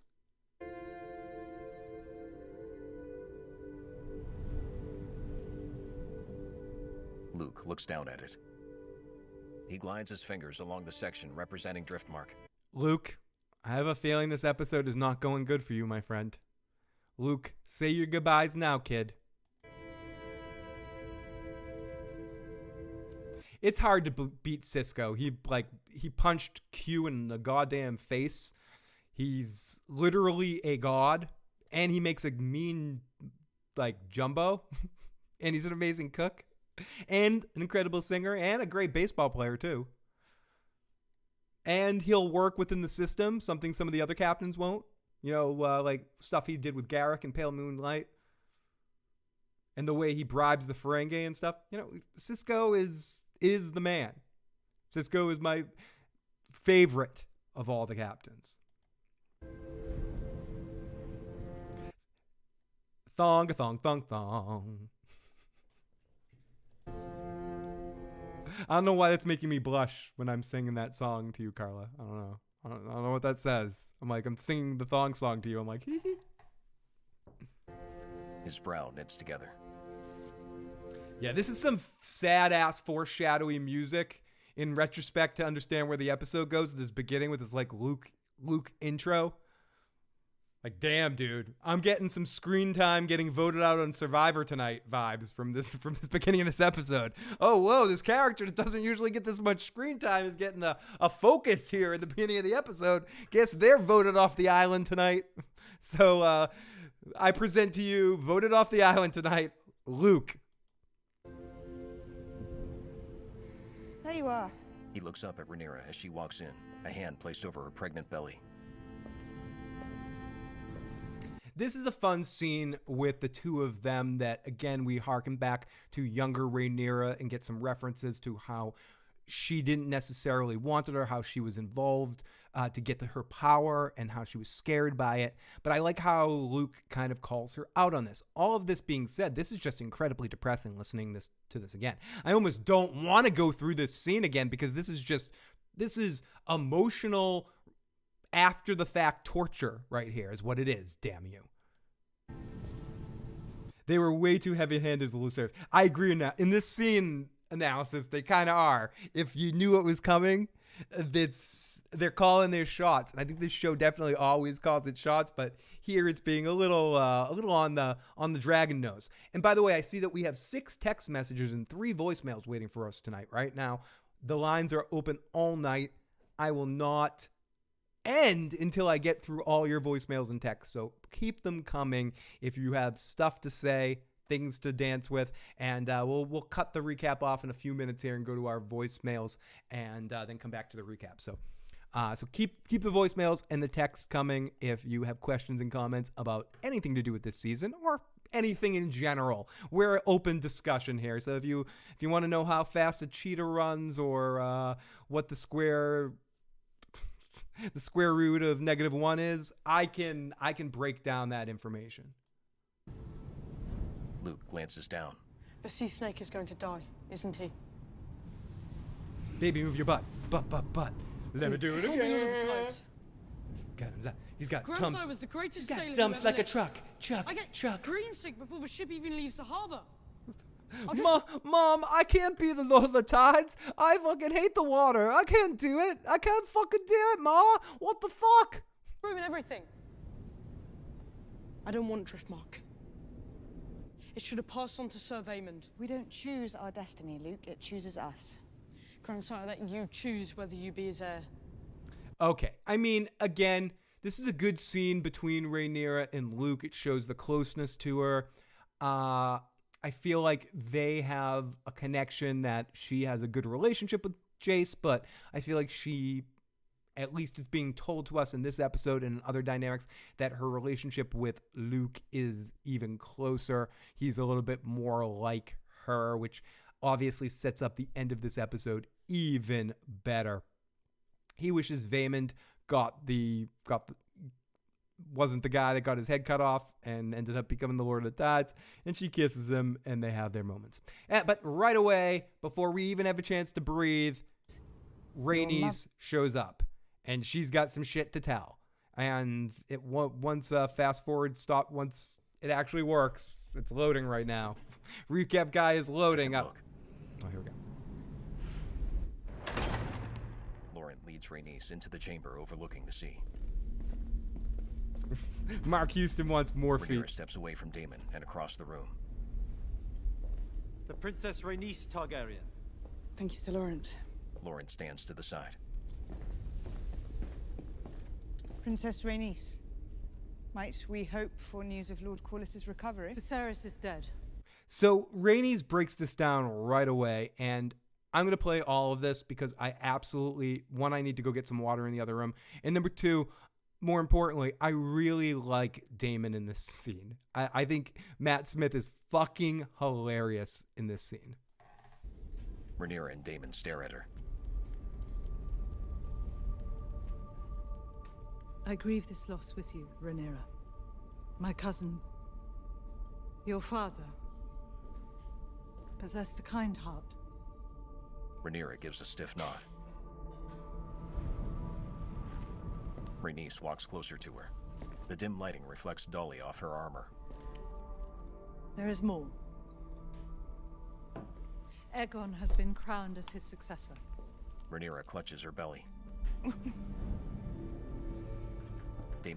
Daemon's just, Matt Smith's timing, the way he steps up in this moment, not thinking anything to do with Rhaenyra, anything to do with, oh my God, they're stealing her crown, they're stealing her situation.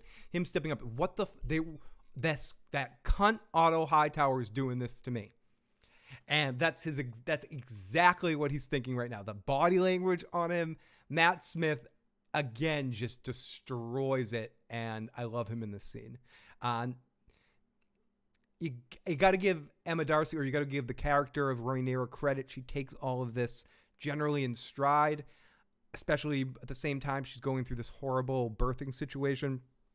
But Daemon, with how emotional he takes this, and the roller coaster ride of which he's taken on, watching it through his perspective, I think is just some of the best acting. Just in general, like, it's not that I didn't appreciate Matt Smith. I'm not a Doctor Who fan, and I didn't watch The Crown. So I just haven't been exposed to Matt Smith to see what he can do. And I haven't seen him in many other things, a few things here and there. I mean, I've seen a few Doctor Who episodes with him and stuff. But he is an incredible, incredible actor. And he had so many little touches to Daemon. And this scene and this whole beginning part of this episode, until Rhaenyra sort of slaps him on the wrist and calls him on what he's doing, is really awesome. It's him trying to take charge. And when she gets in that way, that's when he throws the little fucking bitch fit and fucking chokes her up and tries to choke her to fucking show his strength because he feels fucking small in that moment. And he should. Because you're not the fucking king, dude. You're not the fucking king. Just because your plan was to marry her and manipulate the situation and be in control of things behind the closed doors doesn't mean you're going to get what you want. Love your fucking queen.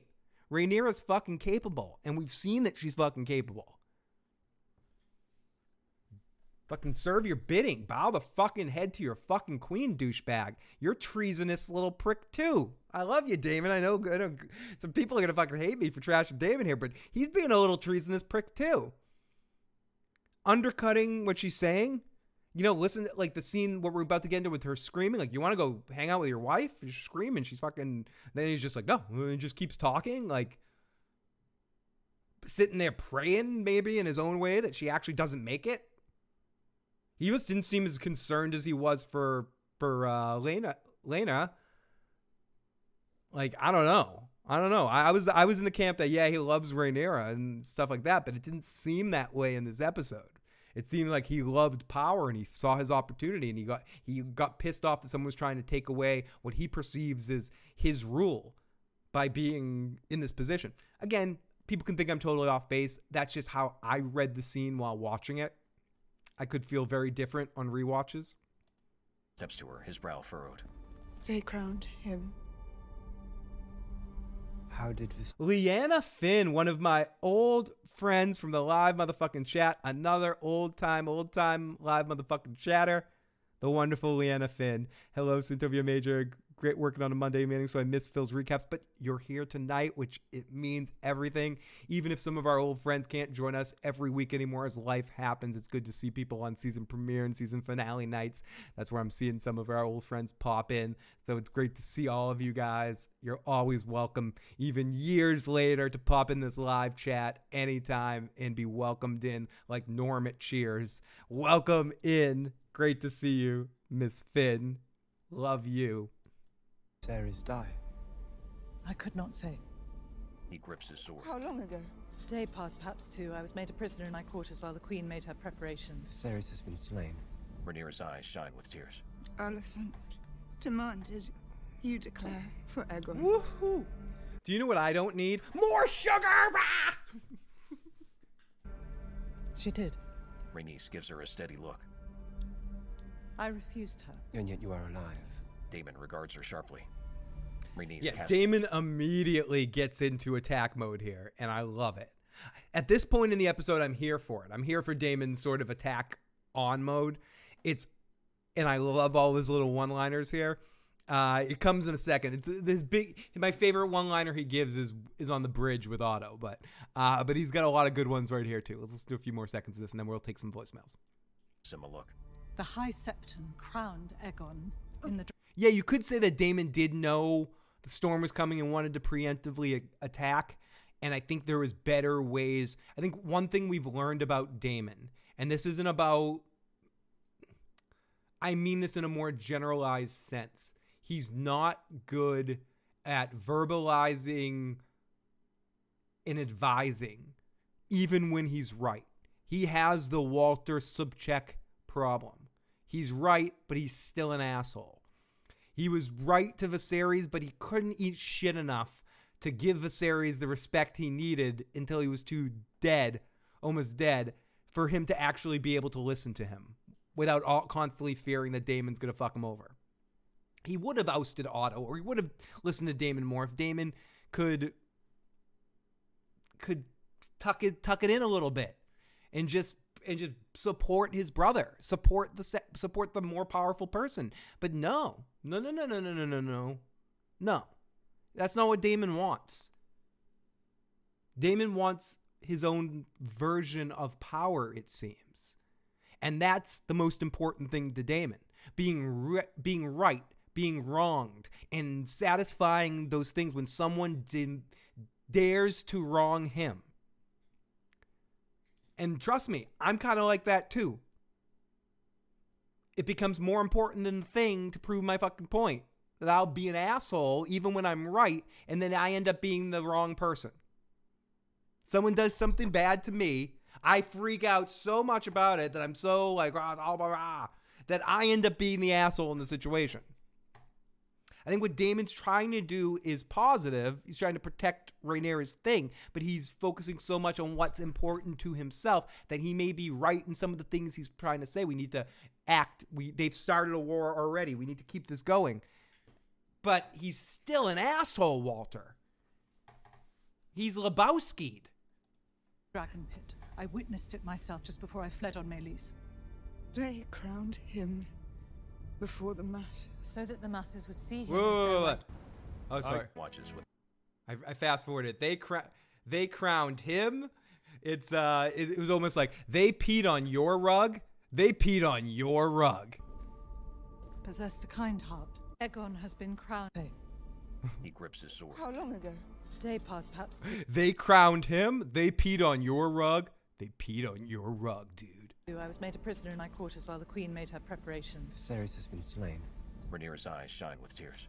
Alicent demanded you declare for Aegon. She did. Rhaenys gives her a steady look. I refused her. And yet you are alive. I must admit that I'm surprised that our poll is as close as it is.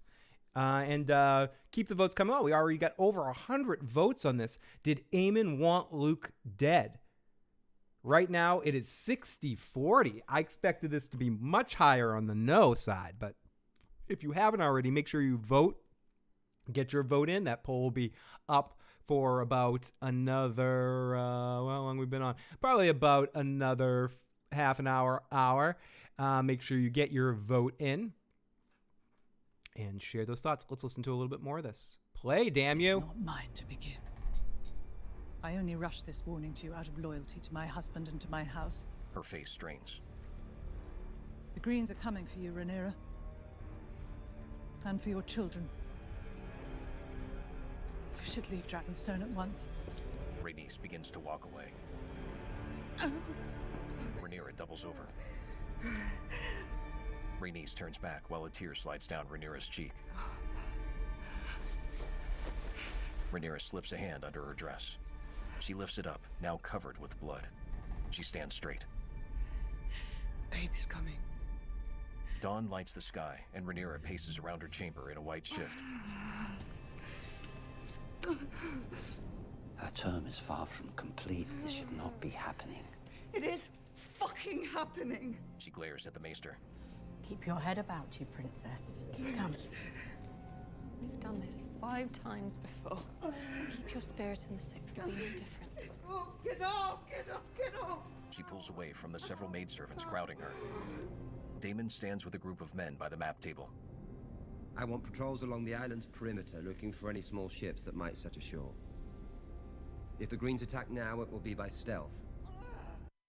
Not directly. So we're in this whole scene right here where Daemon again tries to push this all through. He tries to make this happen 100% on his own. He starts making plans while Rhaenyra is not even in the midst of giving birth. She comes in. I'm going to get it. Jace is killing Luke and making him cry. Rhaenys comes in there and goes, get the boys, and tells her to go to talk to her mother. She says, the Greens have taken the crown. Aegon is king. And Jace is like, what should I do? I'm going to go rabble-rouse and start some shit. And Daemon's going to go plot a war. And she says, no, nothing is to be done until I say so. So everyone stop. We also find that the sea snake is recovered and he's on his move. The men ask Daemon if she wants the maesters wants to come to the Maesters. Jace comes down and says Rhaenyra wants nothing done, and Daemon kind of shit talks him, tries to get him to go up to fly on his dragons, and he ignores him, but then he goes, "Come on with me, I'm going to show you how things are done." So I love the whole overdubs too. So the White Cloaks get asked by Daemon who will support. He asks them, okay, so this is the scene that Daemon threatens the remaining Kingsguard guys, and are like, listen, you could either be on Rhaenyra's side or die now, and say you're on the other side. But if you do deception, you're gonna be dead. We're gonna make sure you're tortured. And I like the scene too. He showed an excellent threat level, and it was a lot of fun. We see Rhaenyra giving a horrible, horrible birth. The big Luke Bowski. Just a great acting in the scene by Emma. I'm not going to play all the audio. There's not too much for recap guy until we get to the end of the end here. I want to listen to recap guy with the dragon part, but so I'm going to do this the old-fashioned way leading up to it, just to zip through this a little quicker, because I want to bounce over to my final stop of the night as well. So Daemon comes in and sees what happened. Rhaenyra says goodbye to her child as we get a horrible birth, and Rhaenyra rips the dead baby out of her. Ooh, it's traumatizing, horrible, and really darkly done. Rhaenyra says goodbye to her child. Daemon goes to the beach alone and breaks down. It's editing, really excellent, tragic scene. They have a funeral for Rhaenyra's child. Rhaenys is still there, even though she said she was going to leave. Someone else comes. It's the other twin, the good twin, that says fuck Aegon. He smuggled out Viserys' crown, and they take the crown and they crown Rhaenyra. It is a beautiful thing. And Daemon places it and he bows. Everyone bows except for Rhaenys. We get a slow motion crown walk, and I gotta say, Rhaenyra looks pretty fucking awesome with the crown on her head. It's really cool looking. We see the amazing new map lit up on fire on Dragonstone, and she gets into a meeting, and Rhaenyra is watching like a hawk as Daemon controls everything. I've also been off the recap because I've lost my son last year. Leanna Finn, giving you a huge hug right now. No, I want to hear the scene on the bridge. The episode kept glitching out, and I want to rehear that part. Let me see if I can get to the bridge section of the episode. Oh yeah, there we are on the bridge. Where is the bridge? And let's see. So Daemon gets called into the meeting. Rhaenys is watching like a hawk. She talks about how the Vale will be on her side. They go back and forth about trying to find the sides that are going to be supportive of them. And Rhaenyra is convinced that the Arryns will be on her side, the Starks will be, but it looks like House Baratheon might need a little talking to. Men lower their swords, then sheath. And this is the scene as she flies in. Let's get that scene queued up and ready. Okay, so we get some Lannister shit talk as the Lannisters are enemies. Then we get this awesome breakdown of where all the dragons are and who has all the dragons. And Dragonstone has 13 dragons. There's some dragons that aren't claimed. Sea Smoke is on Driftmark, as that gets mentioned in this episode. Where's the confounded bridge? Where's the confounded bridge? Let's all give Leanna in the live chat a huge bit of love for an unbelievable sad loss, and toasting you and everyone in the motherfucking chat, sending you as much love as we can, Miss Finn. And Corlys did make Rhaenyra look like a kid. The crowning of Rhaenyra was exceptionally well done. I thought it looked really cool. And then in this scene, in the middle of the dragon discussion that we were having, the enemy just landed, and fuck Otto is there, and let's hear what he has to say. We'll get to the scene in a second, but first, let's listen to some voicemails. First off, this is our good buddy Antoine, the man Thomas. Okay, this is for the fans. here on the laugh track. But the fact that we lost Luke, I mean, yes, I'm disappointed.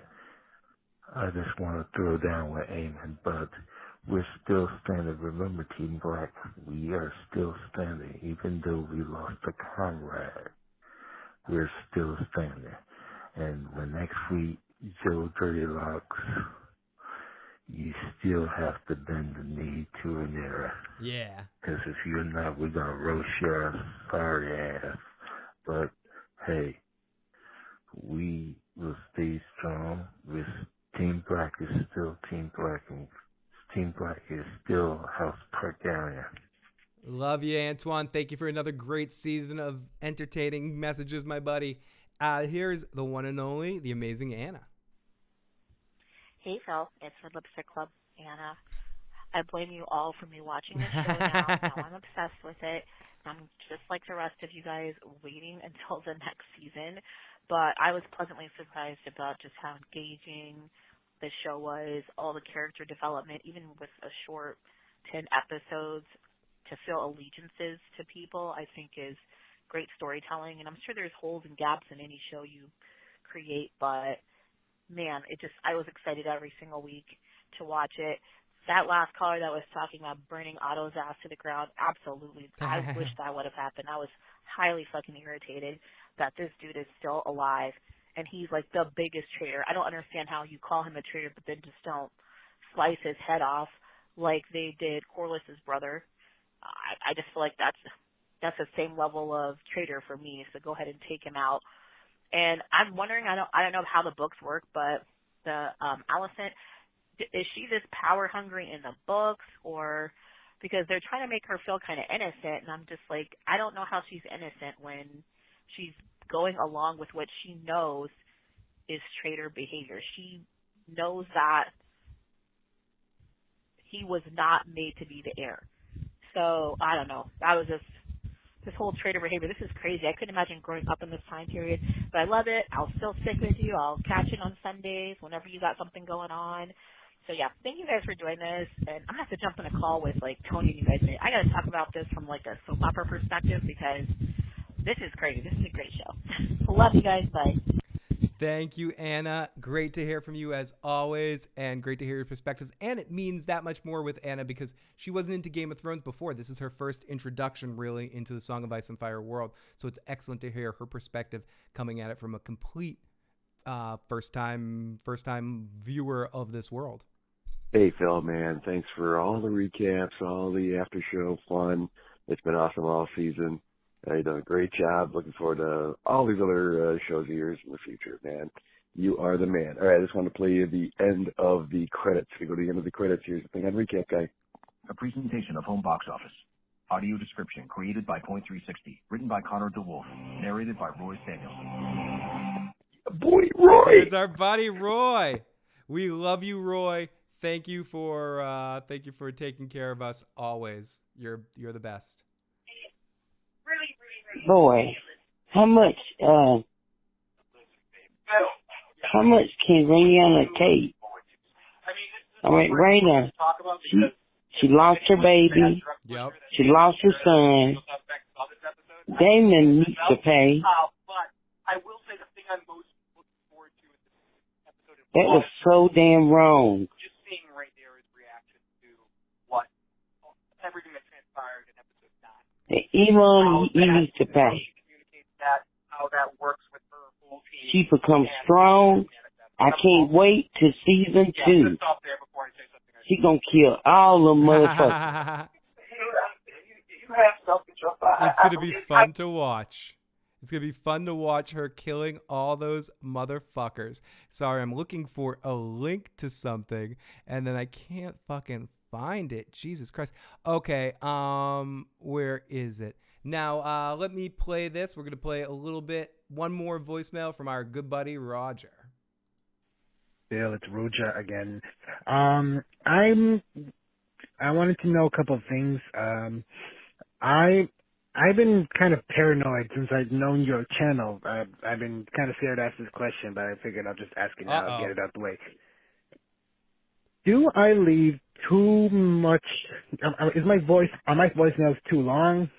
I was paranoid about that. I'm thinking I'm leaving too much of a thought. You need to cut it short because of people want to put their inputs in or read other comments. Am I too long, or should we make a poll in the audience? Just enjoy that.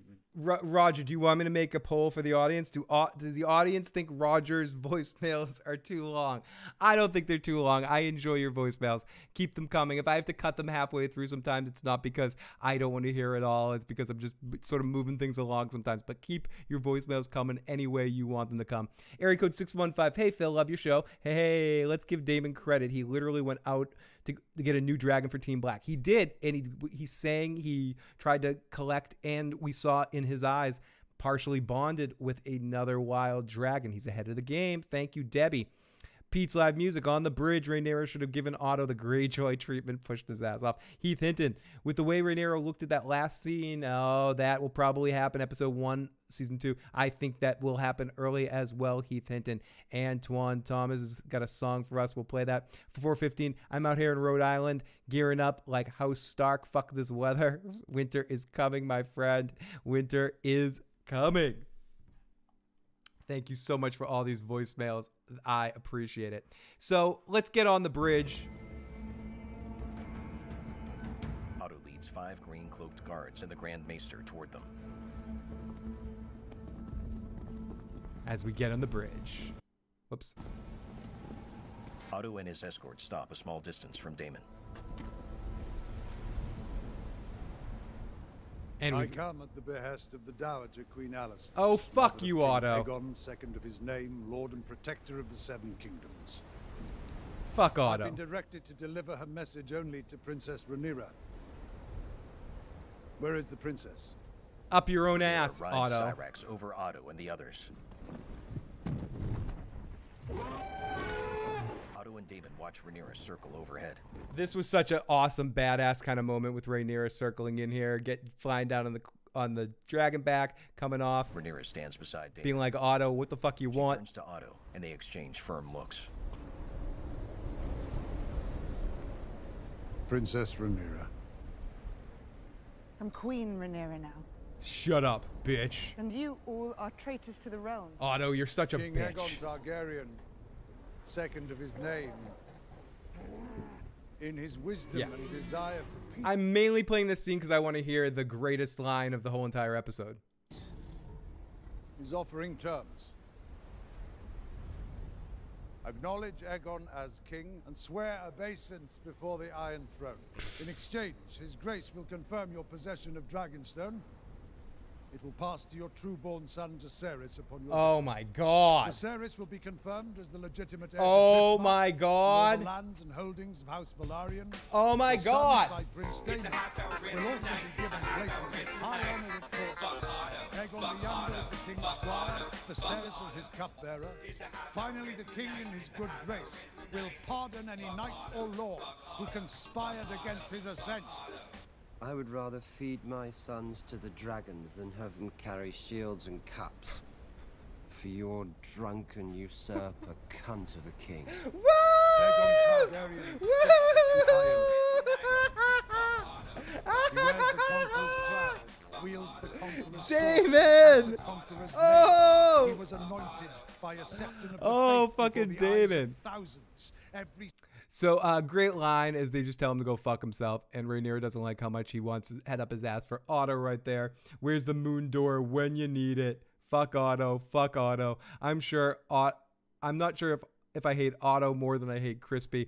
I think I hate Crispy more. At least Otto has some sort of, I don't know, method to his madness. Crispy just is a fucking joke of a human being to me sometimes. terms from their king. Stark, Tully, and Baratheon all swore to me. Yeah, for your drunken usurper cunt of a king. Great shit. Great schwarmy out of the side of his mouth line read by Matt Smith. Probably one of my favorite single line reads of the season. When King Viserys named me his heir, Stale oaths will not put you on the Iron Throne, Princess. Stale oaths? Why don't you shut your dick on face? Shut... Yeah, you're such a dick on, Otto. You're a dick. Dick on. Dick on all over your face, Otto. Shut up, douchebag. The succession changed the day your father sired a son. I only regret Okay, so then it gets all fighty. The dragon's about to fight. The soldiers pull out all the knives and the guns and the swords and everything's ready to just get set off. And Rhaenyra gets handed something from the maester that reminds her of her friendship with Alicent, and they decide to wait. They wait. Holy shit, we got a super chat donation. Laughed so hard at Damon's response 3 times I watched it. Me too. That is an all-time great response line by Damon. I love it. It's a lot of fun. And I'm a big fan. Otto and Rhaenyra regard each other, faces hard. Grand Maester. Otto holds his hand out. The Grand Maester gives him a folded paper. And yeah, what the fuck is this? He hands it to Rhaenyra. The paper depicts a figure with a shield covered. Yeah, you're a lying motherfucker. With a sun design. Around it, script reads, lashed together with ropes and cables, Umeria's fleet dispersed at the coming of the first storms. So it reminds them of their friendship, and it's special, and it's warm, and Rhaenyra decides, maybe I will walk off and try to take Dragonstone, stay away from this. It's my job as Queen of the Realm to do what's best for the realm, and what's best for the realm is no war. So, and she considers this. She the whole next part of this episode. The sea, east, west, and south. Queen Alicent has not forgotten the love you once had. Oh, shut up, Otto. Fuck you. Don't make me play the song again. No one wants that. No one wants that. Okay. I want it. No one wants it. For each other. No blood need be spilled. The realm can carry on in peace. Yeah, wow. So we get a scene with a discussion of the terms, and Rhaenyra gives a speech about what's best for the realm in this situation after everything almost gets set off. Thing for a man to be a dragon slayer. But dragons can kill dragons, and have. The simple truth is this: we have more dragons than Aegon. Viserys spoke often of the Valyrian histories. I know them well. When dragons flew to war, everything burned. I do not wish to rule over a kingdom. This is a tough situation because we know that the war is happening because we know what's going to happen. So it's hard to not just be like, okay, let's, do what you need to do, Rhaenyra. But realistically, I get why she's maybe trying. And thank you for that subscription, Sparkle Kitty XOXO. She doesn't want to rule over the ashes. Her father taught her a lot of lessons. Daemon doesn't like seeing Viserys 2.0 here, and it reminds him of how he was passed over in this situation. And it's a lot of tension and a lot of nonsense that leads into her clearing the room to talk to Daemon one-on-one. Of ash and burn. A war because I'm angry. No, because it's your duty as queen to crush rebellion. You know, my oath reaches beyond our personal ambitions. They stand close. A song of ice and fire. What? Daemon narrows his eyes. He has no clue what she's talking about. Against the darkness in the north, a conqueror's dream. Viserys shared it with me when he named me. Schmarmy, yeah. Grabs Rhaenyra's throat and squeezes hard. She pulls at his hand. My brother was a slave to his omens and portents. Again, I don't get what he's trying to accomplish here other than being a dick. Anything to make his feckless reign appear to have purpose. Firelight reflects in his teary eyes. Dreams didn't make us kings. Dragons did. And say a line for the trailer. She pushes against his chest. He releases her. She stares at him.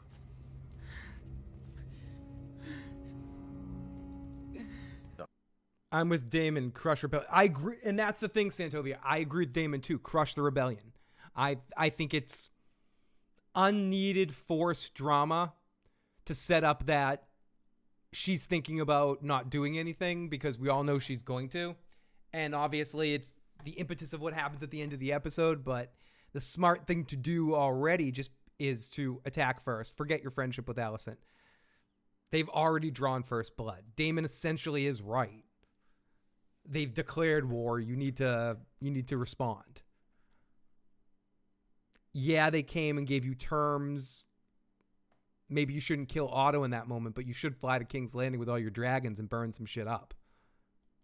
Hearth soaks them in the contours of the stone-carved chamber. Yeah, wake up and stop acting like your father. In firelight. Rhaenyra regards him, eyes wide. I never told you. And she realizes that she was always Viserys' choice right here. And then we go to Corlys and Rhaenys, who have an interesting scene where Corlys shows how much he's angry about losing both of his kids, and in some level blames Rhaenyra a lot, obviously, for the loss of his son, but also just has a lot of resentment built up against her. And he ran away when Rhaenys needed him, but they do have a sort of a connected tissue where he says, fine, we're not going to get into this conflict at all. We're just going to go home and chill with our grandkids and our families and be fine. Rhaenys is like, well, our grandkids are involved in this. They're going to get killed. We need to pick a side, and we need to be on Rhaenyra's side. She's the only one that's not in that other room trying to kill everybody. So Corlys decides to take Rhaenyra's side in this moment. We got a super chat donation from the amazing Leanna Finn, 1999. Show Miss Finn some love from me. It's welcome her back to the live motherfucking chat with a huge, lovely, sloppy hug. Here's that toast to you, my friend. So, Rhaenys convinces him. She looks at. Whoa, what was that sound? I'm hearing some bangs and shit from going on around me. Did something fall? Anyways, okay, sorry. Oh, it's when I push play. I'm hearing thunder in the scene. It's freaking me out. So Corlys and her have a good scene, and they make up for it. And then Corlys enters the scene in the in the planning room in the small council, in Rhaenyra's council room, where they're planning the war, figuring out who the allies and the enemies are. And Corlys shows up, gives a little gives a little icky shuffle and pretending to go one way, going the other way, but ultimately decides to side with Rhaenyra and says that in his fight that almost killed him, he got control of the stepstones, and they can completely cut off trade to King's Landing and pretty much starve them out, surround them, demand that they surrender. But what they're going to need is more soldiers. They're going to need to go up to Winterfell, make sure the Starks are on their side, go to the Vale, make sure the Vale's on their side, and go to Storm's End and make sure the Baratheons are on their side. They're going to send ravens, but the kids say, no, we'll go because we want to be relevant to the plot. So Rhaenyra ultimately relents because everyone agrees that dragons are a better message than ravens. And Corlys is on her side. And she's like, you're not going to attack? No, we got to be smarter. We got to see what our armies are before we attack. So basically, she sends Luke to go to Storm's End, and she sends Jace to go to see the Starks and see the Eyrie. And Rhaenys joins the fight and patrols with her dragon as well. And everyone takes off, and it's a happy day here in King's Landing, in Dragonstone. So then we go immediately with Arax and Luke. With Luke to Storm's End, and he comes in the Hall of Storm's End, and the Baratheon, and right away he lands, and he sees Vhagar out over on the other side. Like, he's got his small little dragon. Vhagar is like the size of a motherfucking city. And right at that point, I'd mentioned before, I would get the hell out of there. You know that guy wants you. You know you're in trouble. You know Ivan Drago's in there. Don't fight the fight. But he does anyways. He goes in, makes a fool of himself, asking for support. The Baratheon, head of the Baratheons, shows that he can't read, which is kind of funny too. He calls his maester to read. He's like, "Oh, remind me of my father's oath. Go fuck yourself." This guy's giving me someone to marry my daughter. Are you going to marry one of my daughters? And they weren't no There were some, I wouldn't turn down any of those Baratheons. They were lovely young ladies. And Luke's like such a good little boy. He's like, I'm already promised to somebody. So they're like, get the fuck out of here. So Luke starts to leave, and Aemon basically says, no, don't leave yet, mister. You and I have unfinished business. He slides over a dagger. He says, take out your eye. I won't blind you. Just take out your eye. Debt. You owe me a debt. And the Baratheon head of the house says, no fighting in my house. Someone bring Luke back to his dragon. Luke gets brought back to his dragon and flies off. And then we get this big scene at the end. Yeah, illiterate Baratheon. I'm not sure his name. Luke's hair whips around his face as he looks at the thick clouds above him. Luke glances around. Vhagar bursts out from the clouds and grabs at Arax, who narrowly dodges her. Oh my god, this is exciting. Arax speeds through the storm. Oh my god. Luke looks back and watches Aemon fly Vhagar toward them. Do it. Vhagar snaps. Kill him.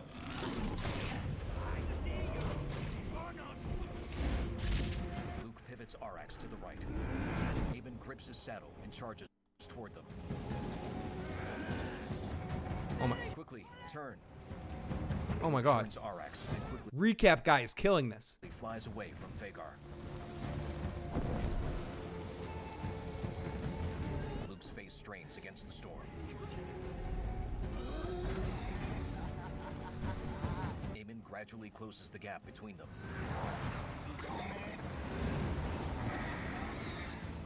Arax weaves through a small gap between two cliffs. Aemon pulls at his reins, turning Vhagar away from the gap.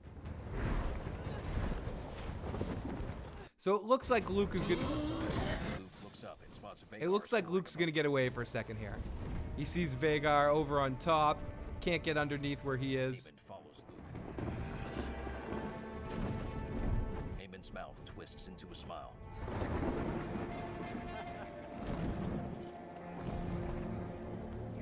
You owe a debt. Oh boy. He peers down at Oh, recap guy translates Valyrian too? the clouds. A jet of flame shoots out at them. No, Arax, serve me. Dumb Arax. Dumb. That's that you're dead now. Vhagar is having flashbacks and you're fucked. Serve Arax. Climb. Upward. Vhagar stretches her maw open. Vhagar, no! Don't! Serve me, Vhagar, no! Vhagar, no, serve. No, serve me. Serve me now. Walks around in his saddle as the winds blast him from all sides. Fuck. He glances over his shoulder while he flies over the top of the clouds. And then we have a nice, beautiful... Luke scans the area. A beautiful shot. What the fuck was Luke thinking? Once he gets in the scanned area in the clouds, why isn't he just not flying as fast as he can forward? This is worse than the Rickon zigzag. Vhagar lunges through the clouds and clamps her maw onto Arax and Luke. Yeah, Luke just gets chopped. Bloody. Releases Arax's body. Tastes good. His torn off wing and body fall from her maw, along with streams of blood. Me tastes good. Aemon slowly looks away from Luke and Arax tumbling through the sky to the ocean. His single eye flutters.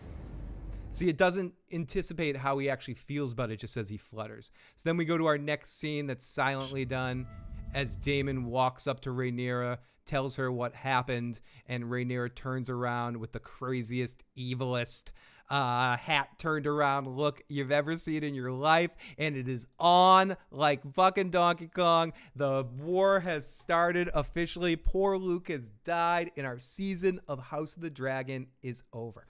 What a season of House of the Dragon, and what an amazing time it's been getting to recap it for you guys. This won't be the last time I talk about House of the Dragon in the off season. I'll try to come on out here and do something. If not, I'll be over with Tony and Bridge doing Usual Suspect stuff. I'll try to get those guys over here at some point too, and maybe ask some of our other friends as well. But This won't be the last time I talk Song of Ice and Fire. Even it won't be the last time tonight. I might be bouncing over to somewhere else, and if you know where that is, I'll see you guys over there.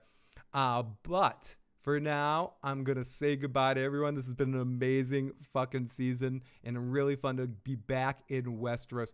Joe and I will be back next week. That's right, next week, same time, talking about The Walking Disaster. So join us. I know we won't have as big of audiences watching that, but join us for some, even if you don't watch The Walking Dead, we just basically trash it. So that'll be a lot of fun. I'll make sure, thank you to all of our channel members and all of our super chat donators. You guys are all incredible. I love you guys. I'll talk to you guys next time. Bye.